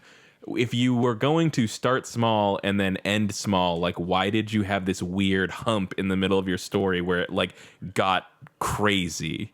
Like, I felt like they could have maybe kept it at a smaller scale. I think that the difference for us is that you were confused by the conspiracy stuff, the weird government conspiracy stuff from the start, where I was just like, okay, let's just see where this goes. Like, this is what's happening. Like, this is going on with these people. Like, it doesn't matter that it doesn't make sense because it's the evidence says that that's what's going on, and let's figure out why it's going on without, Yeah. Mm-hmm. I should play this game again. I get that. I just wish that it kind of kept it at that and kind of kept the mystery instead of kind of over-explaining everything. Yeah, I don't think they over-explained it. I think that they turned it into an entirely different thing. Well, I think they do. sort of over explain that man's story. Like it's just weird that there's never like a confrontation. It's like you go to you find his like hideout or whatever, but he just left. But but don't worry, he's not there. But there's a giant story dump that explains who he is and everything about him. Yeah, but And then again, you that move goes back on. to my criticism of like this is an empty world Yeah. that where at every turn someone just left. Yeah, it's like You know what I mean? at that point at the end of the game, it is like far too convenient at that point. Like that's where that like never seeing anybody breaks down and does start to feel like oh, you were just like not even like oh, it's hard to show character models, but it did kind of feel like it felt like they started to avoid people because it was more convenient for their method of storytelling. Yeah, and I think that we have a sort of mirror swap where the point where you were questioning the validity of the story, I was confused and frustrated by the emptiness of the world. And I think that might come from the same place where it's like you're trying to tell this story, and I'm interested in the story. I think this is cool, but there's nothing in this world to tack the story onto. Where you went the other way, where you were like, oh, well, you've got this world, and it makes sense that it's empty because it's about loneliness, but then you've got this story just floating here, and it's confusing. I think that might come from the same spot, but from different angles. Maybe. I think it's weird, like the very end of the game, the way it like leaves things with the Delilah character was very unsatisfying to me. I actually don't remember what happened. So spoilers, you like make your way to her tower, and like the whole time she's like, yeah, I'm waiting for you, but then you get there and it's like, oh, sorry, like I just left because like Oh yeah, I a don't character feel just like left I the can spot where you're supposed to face actually you. finally see them. Yeah. I see. I- Again, I I just- think that there's two problems, or it's one problem with like two sides, which is that it's a game where they seemed like they wouldn't or couldn't put other models in it for whatever reason, whether it was style choice or budgetary or capability or time. I think it's just a style choice. I think it's a style choice that I went disagree a little because too if it was a far style choice, for there the would have been story. animals. Oh, well, no, the lack of animals I don't think is a style choice at all. I think it's specifically the lack of face-to-face interaction with other humans. Yeah, and then then the other side of that same problem is I can't remember what my train of thought was. It's but weird. It Sounds like I'm just like shitting on this game, like I didn't like it at all, when in reality, like I was like enraptured by this game for like 3 straight days, but it was just like there were a couple things that just really brought it down. It Like broke maybe a- because it- I liked the it other broke parts a of it so spell much. about the smoke and mirrors of game development couldn't do enough to like Yeah. to keep the game from losing its luster. And that, like, for me, I was having all these problems while I was playing the game, but it's those problems don't ruin the game in the moment, even when I'm considering them at the time. But it definitely sticks in my craw, and that's what makes it fade out of my mind And- when I'm done playing. You know what I mean? Sure. And I think for me specifically, like the ending with Delilah and stuff, feeling like really unsatisfying. It was like this weird thing where like, you know, at the beginning of the game, it's like he's trying to get over his wife. And then there's this stuff with Delilah where there's kind of like these points in the game where they kind of give you agency to decide like what you say to her and what you do. So it's like you can kind of choose how much the Henry character is it? Yeah. Mm-hmm. Like how much Henry is sort of like engaging with her on a romantic level and like kind of falling for her or not. But then like kind of at the end of the game, they take that agency away from you and kind of like decide for you that like Henry's not ready to move on. Or I guess in a way, Delilah decides that for Henry. I don't know. I think that works as as Delilah deciding for herself, both in a way that tracks with her own character as a character that makes decisions. Yeah. And often those decisions are to run away from complicated things in a similar way that Henry feels That's like he's true. running away from complicated things. Yeah, I'm like really torn about it because on the one hand, it's like I don't think that there's anything like actually wrong with that narrative choice. It's almost like a weirdly like childish thing of like, well, you didn't give me the happy ending that I wanted. Like I wanted that and you took it away from me. It's like, no, that's totally a valid way to end something, but for some reason it really stuck in my craw, as you said before. I really enjoyed the ending. I just thought it was kind of a nice little stinger of just kind of banging home all the oft repeated loneliness that we've spoken of, and just kind of this just very disappointing way, but like disappointing in a narrative sense. Again, we all really liked the game.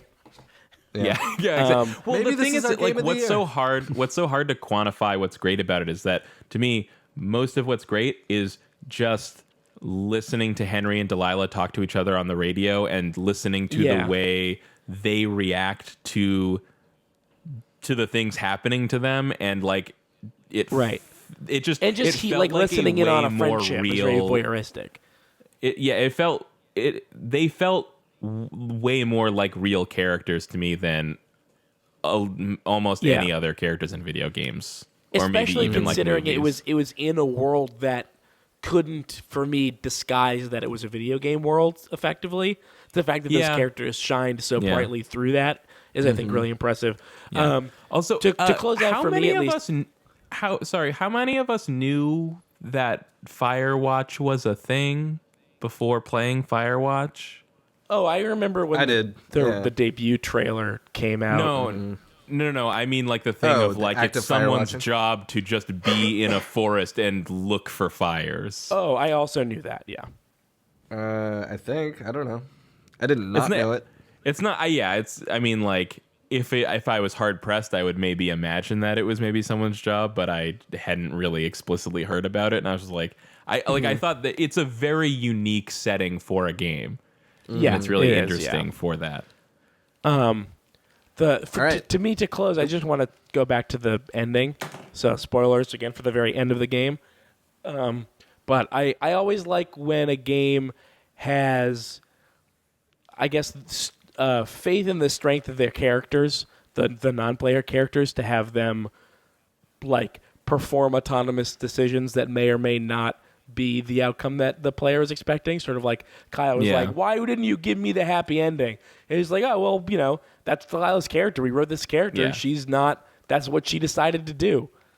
Trying to give, I think the most impressive characters are the ones that feel like they can make their own choices that aren't revolving around the fact that, oh, this is a video game and the world literally exists for the player. Yeah. I guess the thing is that it came off to me not like it was Delilah making a decision for herself and in some ways making a decision for Henry in a way that wasn't cool. It felt like the game making a decision for me after having given me agency over plenty of decisions up to that point. So it seemed like a weird switch at the end there. Mm-hmm. But then again, I guess none of those decisions ever were like, well, I'll just hike over to Delilah. Like you never make any plot-oriented decisions. They're always character-oriented decisions. Yeah. So I think it's not like they're breaking precedent in that way. Yeah. I'm trying really hard not to be one of those people that was mad at the Mass Effect 3 ending, because I feel like that's kind of the same thing. I was trying not to bring that up the whole time. All right, game number 6. Are there any more thoughts? Nope. Firewatch? Nope. Cool. Is this 6 or is who's counting? I don't. It's your list, my number dude. 6 game. My number 6 is another narrative-based 2D game called Oxenfree. Did either of you play this? I know almost nothing about Oxenfree? this. No, I don't know what this is. All right, I guess I should give the little spiel on what Oxenfree is. It is a point-and-click adventure game in its most broad terms. There aren't really any... I guess there's maybe a little bit of light puzzle action in there. It's about this group of teens who go out to this island off the coast of whatever state they live in. I'm forgetting off the top of my head. And they encounter certain amounts of paranormal happenings on this island. It's got this pretty distinctive, almost like comic book, again, visual style. All of the dialogue is fully voice acted in a way that you can kind of interrupt, and it's recorded in a way that you can interrupt all of the characters, and it sounds realistic, and you have dialogue trees for every character, so you're not just controlling one central character. As far as I remember, I might be wrong on that, but it's been a while since I played it, but you are selecting the dialogue for multiple characters at once, so you can kind of guide along the paths that they take. And it's the way the sound design works is that the dialogue cuts off supernaturally, so you're getting these kind of very natural teen conversations. They're well voice acted. Super naturally, like very naturally, not supernaturally, like paranormally. Yeah. Did I say not supernaturally? Like You not said like any of the supernaturally, like, actors as in in the very- show Supernatural?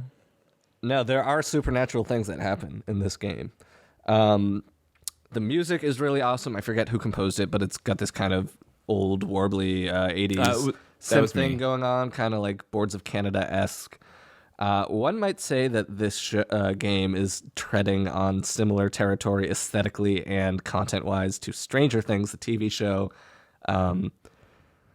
just as kind of a reference point. I also have not watched that yet. Play Oxenfree. Don't watch Stranger Things. That's my personal endorsement. Not that they're mutually I'll probably exclusive, do both. But yeah, I don't want to ruin too much of that, and just at the expense of time. But there are certainly stakes in the game that add to the replay value, I would say. There's a lot of cool little surprising things along the way mechanically that you wouldn't necessarily expect from a kind of story-driven game like this. What else can I say about it? It's visually, just aesthetically, it's kind of breaks from its simplicity in really striking ways that serve kind of the overall story. And yeah, that's Oxenfree. I don't want to spend too much time on it. I've heard a few things here and there. I've definitely been wanting to play it for a while, so maybe I finally will now. Yeah, it's super cool. Yeah, the characters are surprisingly endearing, which I think is difficult territory for any kind of thing that revolves around a cast of teens, even in film and TV that have done it for decades, and certainly in games, which don't really do that as much. So I was quite pleasantly surprised to see how kind of how skillfully handled the character renderings were. Cool. Yeah, that's Oxenfree. Play it. It's super cool. Number 5 is Dark Souls 3. Yeah, it's another Dark Souls game, and it's good. That's almost all I want to say about it. I mean, if you've played a Dark Souls game, you kind of know what you're getting into. There's a few. I didn't play that much of Dark Souls 2, but they kind of combine some things mechanically from 2 and 1, just for not for something that's necessarily better or worse, but you kind of get a combination for like the healing. It kind of goes back to the Dark Souls 1 thing with the Estus flasks. It is very much a true sequel to Dark Souls 1 in a way that I gather Dark Souls 2 was not. There are certain areas that reappear, and man, the feeling you get when you realize you are in that area, it kind of slowly creeps up on you. You're like, all right, this place kind of looks familiar, and then you're going up a certain stairway. And you're like, this is the same fucking stairway as this place in Dark Souls 1. And then it has that, the sound effect whenever you enter a new area in one of these games, and it says that area's name. Yeah. And it's, I've had a bunch of those spoiled for me. I'm pretty sad about it. How far did you get in it? Oh, I played it for maybe an hour. I just rented it from a Redbox, okay. but I didn't buy it because it didn't immediately grab me. I had no money, and also I never beat Dark Souls 2 or Bloodborne, so I figured I don't need to buy another one. There's a certain sense of kind of the way this game is structured versus the first one. The first one, I mean, a lot of this I think is because that was the first one I played, and I wasn't really acclimated to how these games work. So you're kind of not sure where you're going. And this one, it's almost kind of like a very linear straight line in some ways, which kind of reminded me. Yeah. Structurally and how like the geography is laid out, it actually kind of reminded me of Final Fantasy X. Completely different games, but just the kind of the way the kind of the literal forward trajectory that you're taking in the game felt similar in that it almost kind of adds, because in all these games you're the chosen one or whatever, you're fated to do or not make these decisions, but you are fated to go on this journey, and it kind of just adds to this whole kind of propulsion that your player character is taking. It's the same Souls combat as in 1 and 2. I guess, some Souls nerds would probably take umbrage with that and say, no, it's different in these ways. The hitboxes are different. Whatever. To my fingers and to my mind, it played, for all intents and purposes, basically the same. If it's not broke, don't fix it. Boss battles are, like in any of these games, you're going to get some pretty sweet boss battles. I feel like I'm running out of things to say. That's again, okay. It's Dark Souls. If you're out of things to say, we can move on. It's Dark Souls. Yeah, it's more Dark Souls, and I love Dark Souls. It's great. Okay, number 4. This one, I guess we've already gotten into this one a lot elsewhere. My number 4 game. I'm usually not into puzzle games like Kyle is, but my number 4 game is The Witness. The Witness really took The Witness. me. Sorry, The Witness. You said Witness and I heard Witcher, and I was like, puzzle game? There's a lot of moral puzzles to be solved in The Witcher, let me tell you. The Witness, I'm not usually into puzzle games, but The Witness really took me in a way that I did not expect. Yeah. I spent hours and hours at a time. I lost sleep to playing that. It took me. It took me, and it shook me in certain ways. I would like to play that game eventually. I also really want to play Quadrilateral Cowboy. That's my puzzle game that I do I'm want to really play looking Quad forward Cowboy to. as well. I assume The Witness is on Kyle's list. Nicole play that, and I was like, I'm out. Of Quadrilateral Anyway, Cowboy? Yeah. I think the thing about The the Witness... very beginning. I didn't give it a fair shot. Anyway, sorry, John. The reason I feel like I held on to The Witness is that so many other puzzle games, kind of like mist-inflected puzzle games, is that the puzzles, you're not sure where the entry point or the input point for a puzzle is environmentally, but in The Witness, you always know where you're supposed to input the puzzle. It's just the solution is either in your mind or environmentally it's somewhere else. So like you do have this very kind of clear path to take in terms of not necessarily where you're supposed to go next, but in terms of how you're supposed to kind of input all the solutions. It is literally all line puzzles. There is not an exaggeration to that statement, where the game it's true. Mechanically is just line puzzles, but it's so interesting to me how seemingly far beyond its basic premise it goes, because there's so much in the game. It does so many different things. There's so many great ideas, and yet at its core, it is true that the game is all just about walking up to computer screens and then doing line puzzles on them. right. And like before playing the game, I would hear that and be like, are they doing like a fake out thing? Is that really true? Because that doesn't sound like anything. You just walk up to screens and then you draw lines. What is that? And like it does so much with such a small idea. Now, I have a question. I've seen some criticism of that game in terms of that it is constantly pontificating about the importance of pure rationality. Is that ever get So annoying? that is actually because all of that stuff is like hidden and it's not that easy to find. I would not say the game is constantly doing that, but there definitely is some of that, and it definitely is annoying. It's kind of like the one blemish on a game that I feel like is otherwise almost like sort of flawless. But John and I did a spoiler cast earlier this year with Austin, and we talk almost exclusively about that stuff, and it was a good time. So Yeah, because I If imagine anyone- in a if anyone's spoiler interested, cast of go The listen to Witness, I imagine in a spoiler cast of The Witness, there's not much to expound on, like puzzle to puzzle. Oh no, we do talk about that a good amount as well. we talk about that a good amount, but it was definitely, we had to make like a conscious effort to switch away from like talking about philosophy to like, oh, let's actually talk about the mechanics of this game. And yeah, I mean, I didn't find when those sort of ideas and texts are presented, I didn't find them to be that overbearing. It's kind of funny. The main reason that kind of stuff kind of pushed away Austin, I later found myself thinking about the movie Arrival, where it's just like, yeah, man, all this science shit can just eliminate all our world problems. And I was just like, man, get the fuck out of here.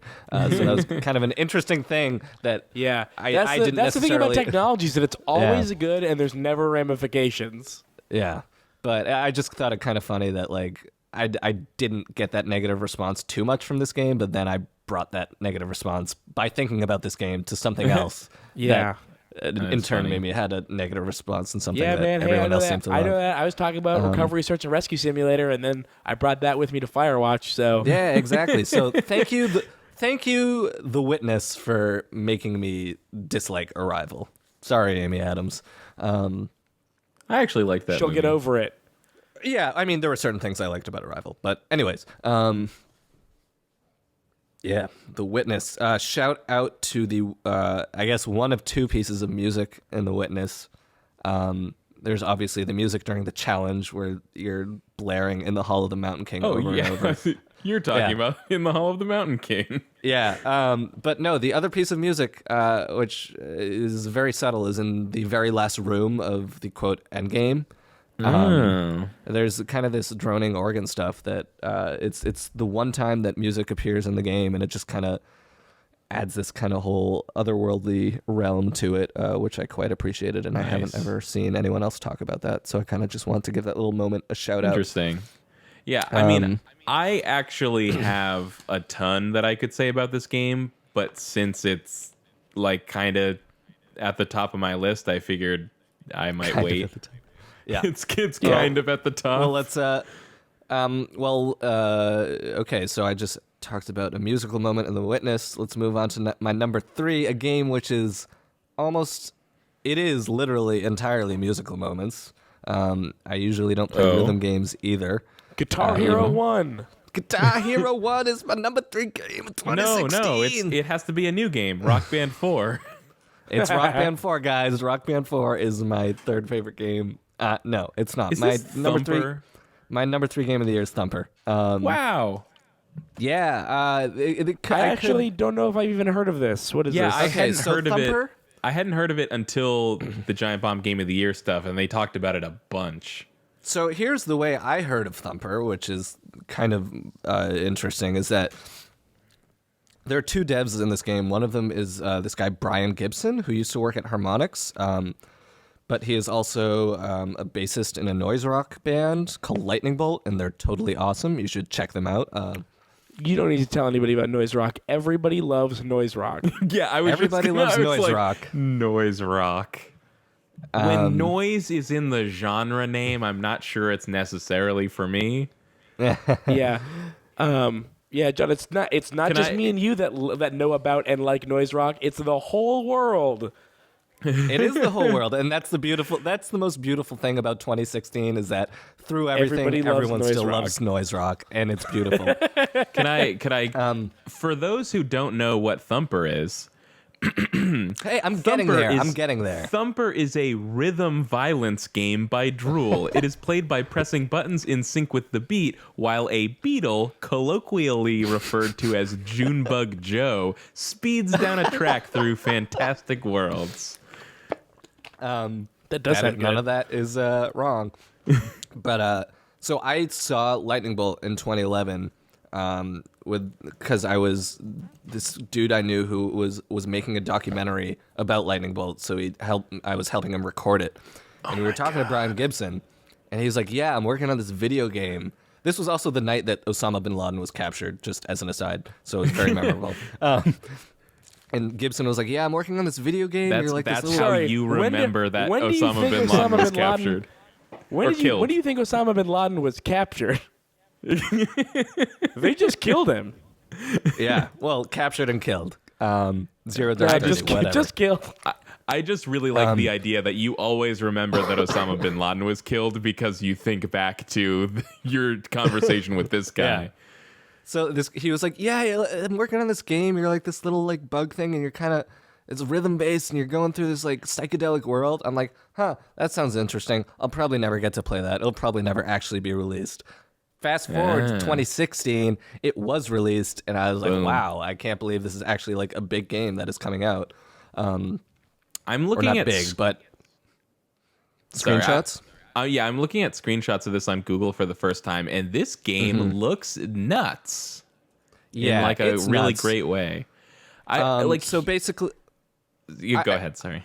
I haven't played too many rhythm games. I guess I haven't played it, but it seems like this is kind of a successor in the realm of Rez, maybe. Probably not. But Audio surf. audio From what perhaps. I've heard, it sounds like it's very hard to describe, and I've only heard it described. But it sounds Yeah. really kind of like its own thing. It does strike me as something that isn't quite related to anything else, despite it being a rhythm game at heart. Visually, it kind of the closest thing I can think of is the psychedelic trip sequence from 2001: A Space Odyssey. Kind of just a Yeah. full game of that. But it's very hard to explain why I like this game. You kind of just need to play it. It is very much a thing based off of feel. It is one of the most purely intense gaming experiences I've had. I feel like I don't get excited while playing games too often, but this one, like, my hands are hurting because of the way I'm, like, clutching the controller when I play this game, and just like that's what they said on Giant Bomb. Yeah, Like, that their hands would hurt from clenching the controller. It has that effect because it's just so fast and it's so unforgiving. The music is obviously awesome. It's a noise kind of industrial score that Gibson from Lightning Bolt obviously composed, and it's obviously very rhythmically intense, and the textures that go along with that are just very very compelling and very creepy, and kind of just it's an assault on all of your senses. And it is a VR game. I sadly haven't played it in VR, Okay. but I can only imagine that would just take it to a completely different level. I need to play this game. But yeah, it's turn the lights off at night, put the headphones in, or blast it on your speakers if you can, and just kind of get into it. Again, it's like indescribable, just the feeling you get playing this game. So it's kind of hard to qualify or quantify anything in it. But it's intensity and an interactive media like I have not seen before, and it is just. It Jeez. really has taken me in the past couple weeks playing it. It's not that long of a game, depending on how skilled at it you are. I think I have 2 or 3 more levels left, but it's pretty mesmerizing. The one thing is that the art style is a little bit screensaver-esque, and I kind of can't not think of that at some points, but it's very well done. Despite it is the best screensaver, the best psychedelic horror nightmare screensaver you could possibly be. And that's Thumper. Go play Thumper. It's awesome. How I was much considering dollars? it is $20, and I think it's definitely worth $20. Okay. Again, I think you kind of have to be into the music to really enjoy it to its fullest, and the music is definitely something that's to my liking. So that's a big part of why I enjoy it. Okay. But yeah, it's not exactly going through, rock band hits musically. Excuse me. My number 2 game of 2016 is Inside. Hey, Inside. I think Inside is just where do I start? It's every little detail of that game is just unforgettable, I think. I guess the thing that I want to address first is that I see a lot of people saying, oh yeah, the puzzles weren't that great, or the puzzles weren't that hard or compelling or whatever, which I think is looking at that game the wrong way, in that the puzzle, quote unquote puzzle sequences, aren't so much, these mind-bending little feats to be solved and feel good about yourself for being smart, but they're more of these kind of interactive set pieces that tell you something about the world in a puzzle-like way. Like every puzzle, quote unquote, tells you something new about the way this world works. Bless you. Thank you. Which is something that I think is very commendable. And kind of, it makes everything of one piece instead of just Wait, having is this this your number 1 or platformer. number 2?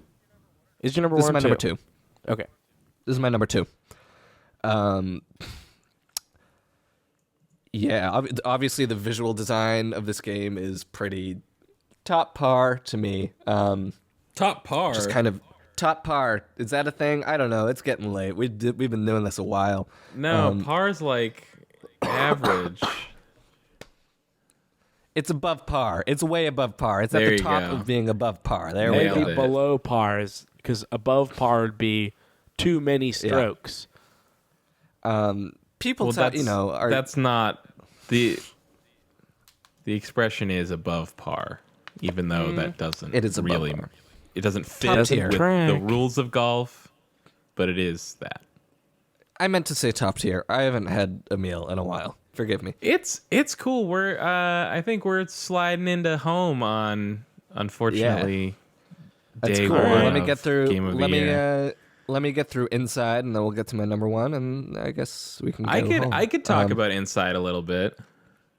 All right. Let me talk about my favorite moment of Inside. Oh, jeez, fine. It's gotta be all about you. That's whatever. No, it's fine. Yeah. No, tell us. My favorite moment is not the ending, which is unforgettable A for thing. various reasons. it is certainly a thing.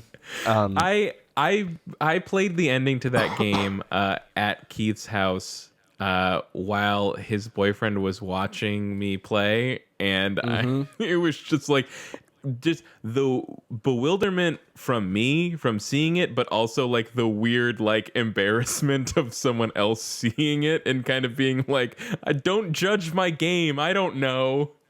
I don't think it's anything to be judged upon badly. It's just, it's a little weird. It's a little weird.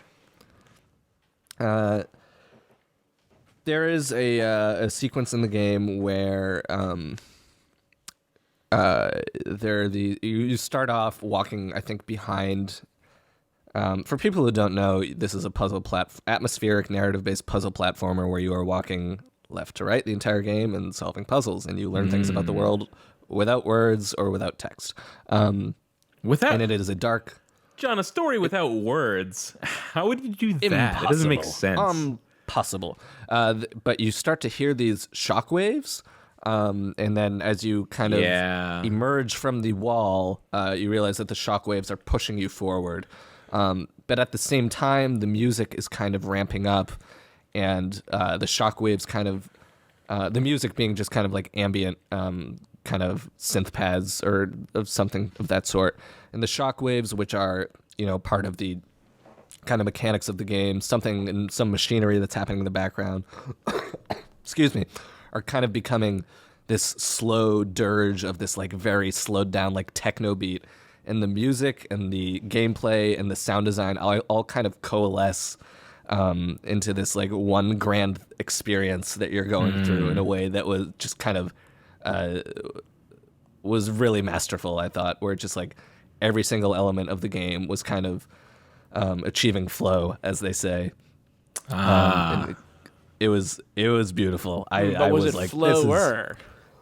Flower? Oh man. Was it flower? It you was, and was it- Genova it Chan was- just cruising through Inside. Yeah. I would say it was flower than flower. Dag. Kyle, you had some thoughts on Inside. Yeah, I think I kind of lost whatever it was I was gonna say, but it's hard for me to pick a favorite moment, though.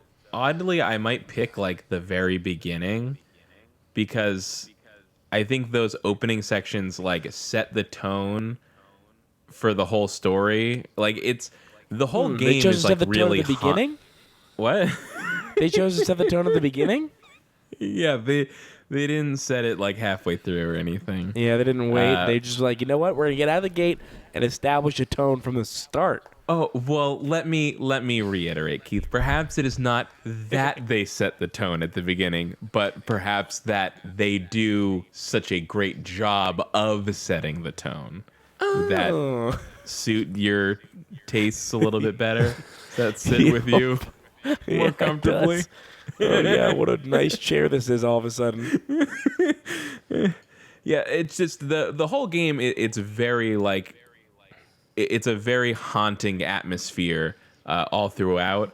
But at the beginning, I didn't really know what to expect. But it was like you're this little boy who's like running, through the rain. I think like splashing through puddles, and then like they're just like SUVs with like suited men that just like will pull up next to you and just like shoot you, just like pop, pop, pop, and then you're just dead. And it was like, and you move on to like this sort of like industrial area where you find like mutated animals that are basically begging for death, and it's all just like very, very unsettling in like a really Literally great way. begging for death, or like there's no other thing that they could want. Literally, yeah. Okay. All right. I'm such a fucked up chicken. Please end me. Slayer says, you- yeah, Keith is a strong Spoiler boy, alert. not a little boy. Spoiler alert, you do end the chickens. Right? No. Yeah. No? Oh, whatever. No. There's this part where you have to solve a puzzle near the beginning with little baby chicks, and Yeah, I remember that. I couldn't figure out how to get past the puzzle, and I was like, oh my god, the solution of the puzzles is to suck the little baby chicks up into this machine and have them spit it out at a thing. This game's gonna make me murder baby chicks. I don't know if I can play this game. This is horrible. Mm-hmm. But you do that, and the chicks get shot out at something, and they're just all fine. And like I almost yeah, maybe wonder, they were fine. I almost wonder if the chicks did die originally, and if someone stepped in and was like, "This might be a little too much. Maybe the chicks are fine." Yeah. Or maybe I got lucky. Maybe they die for like 9 out of 10 people, and I just happen to get the one where they don't die. I don't know. That sounds like definitely probably what happened. Are you sure? That seems unlikely. Inside. Oh, look at this bunny. Look at this bunny. All Yeah, right, that's Thumper. That's So it turns out if you just go to Google and type in Thumper and then hit images, you're not getting much of the game. Oh man. All right. Are we ready for my number one? Oh, I'm Yeah, I'm ready. for it. All right. My number one game of 2016 is Kentucky Route Zero Act 4. What? Yeah. All right.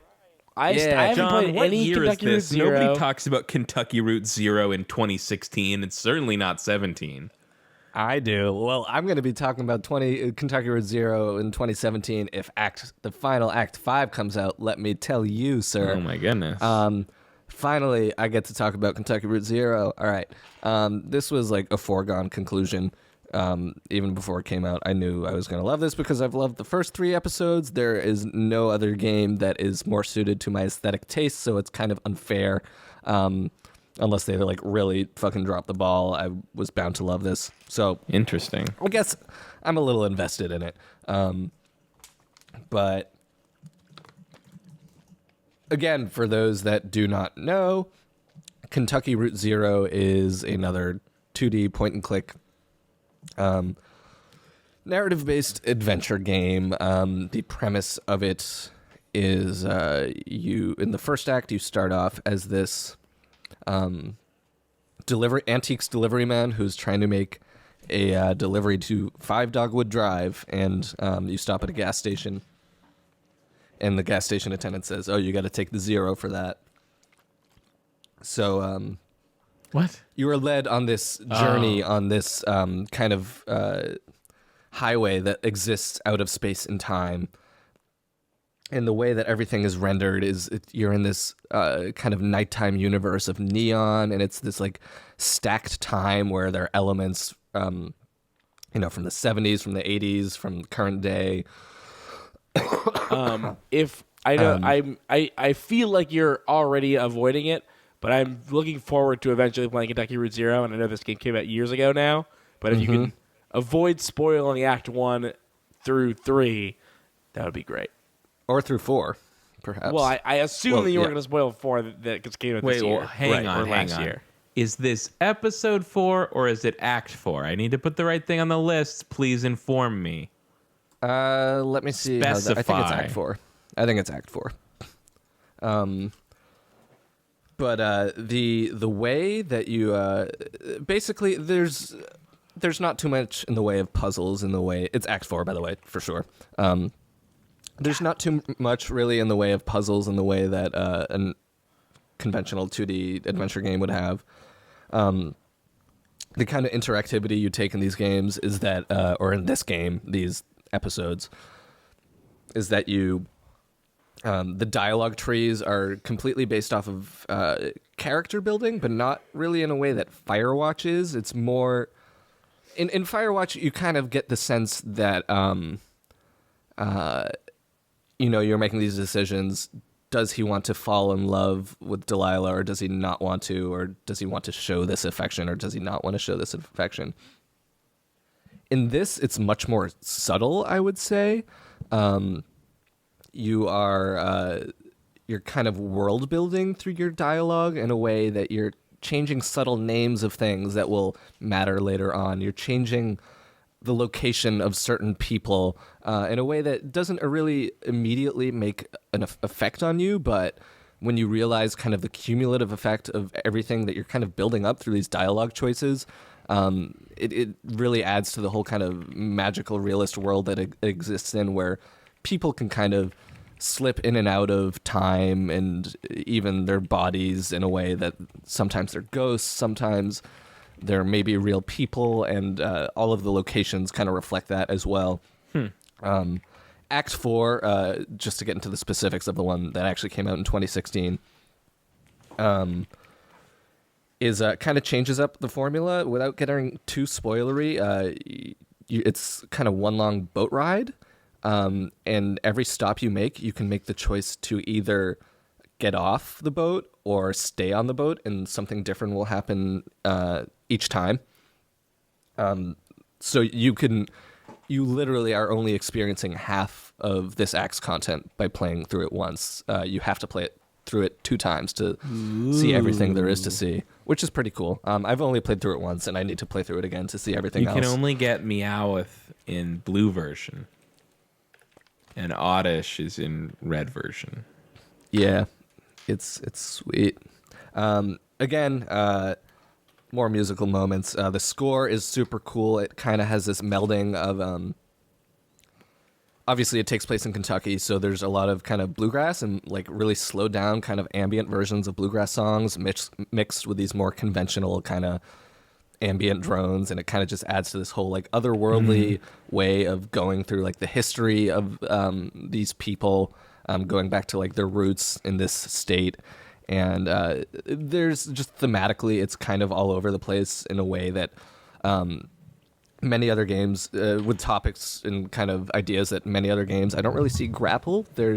It became kind of apparent to me through playing these acts that this is a game about like crippling debt and just like really bad like financial hardship, which in a way that I haven't really seen any other games tackle in that way. And that's just like one of the things that kind of it's building up. And there's this whole thing of like memory and family and how kind of the specters of the past loom over you, and kind of this, they exist out of time and they're always talking to you. And again, with the music, there's kind of this chorus of a bluegrass ensemble that always kind of appears and is commenting on what's happening musically. It just, everything comes together to just be.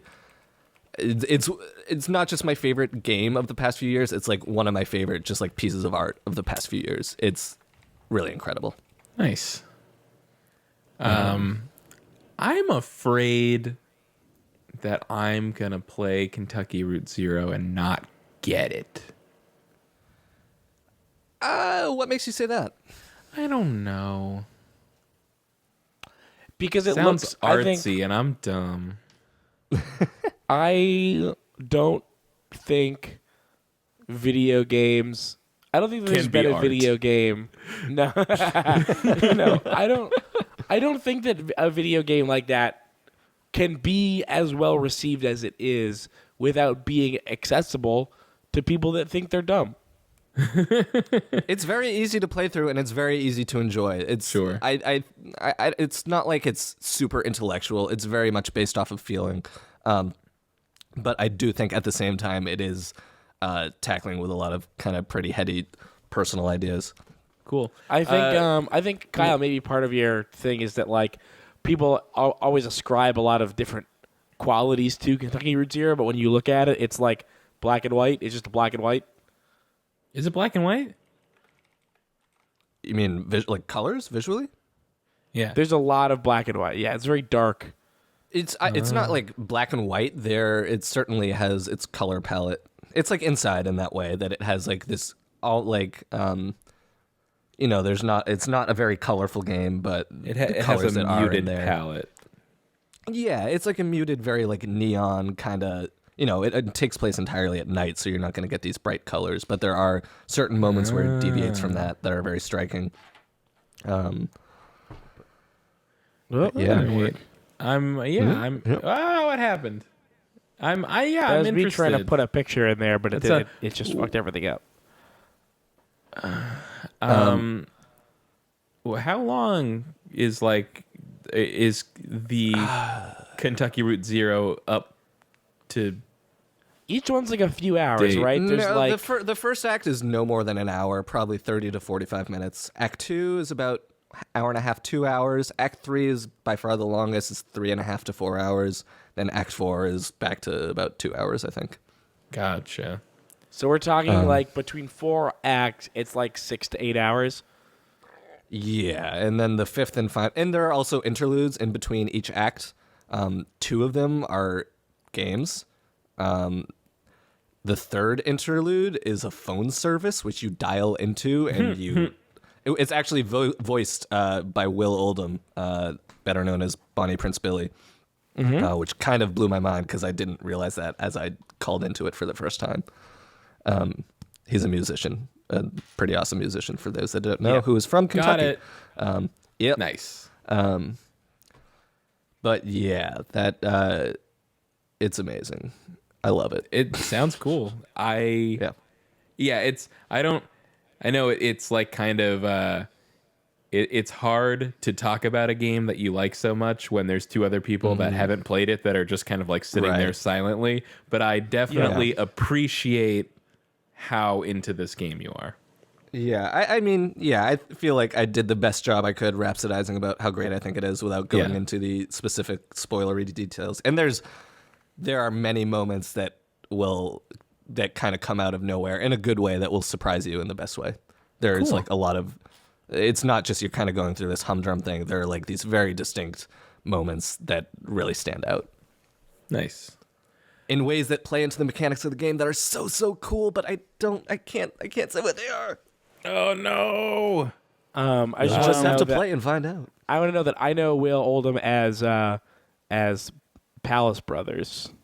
Yeah, Palace Brothers, Bonnie Prince Billy, Palace Music, Palace Songs, etc. Guys, Harem Scream. we've got one less person than we did last year, and yet we've already reached last year's runtime before we did the last list or the overall list. And last year we felt like we were taking a really long time. What happened? I think we all had We way talked about different Firewatch lists. for too long. Anyways, I think that brings us to the end, unfortunately, of... Kyle, wait, hold on. I just want to point out that there's 2 top 10 lists, each with 10 games on them, and on the list are 19 games. That's why. Yeah. There is Yes, one exactly. overlap between me and John, which I think is great. I think that's a great thing. Well, to be Titanfall fair, 2, though, game of the we year. did skip over like 4 or 5 games because they were going to be on my list. So there is still some overlap, kinda, that we've gone through so far. there's overlap. There's overlap coming up. Yeah. But yeah, it sucks because I think we lose like some kind of energy by trying to record another day. Also, it's just kind of like inconvenient for our schedules. It kind of sucks all around. But unfortunately, I need to be awake in 6 hours. And for some reason, my daughter is awake and crying or something because, of course, she is on the night that we're recording Game of the Year. So I got to go deal with that and then hopefully sleep or something. And we can come back and record more, hopefully. Yep. I'm throwing out there as of right now. I'm open Sunday, Monday, Tuesday.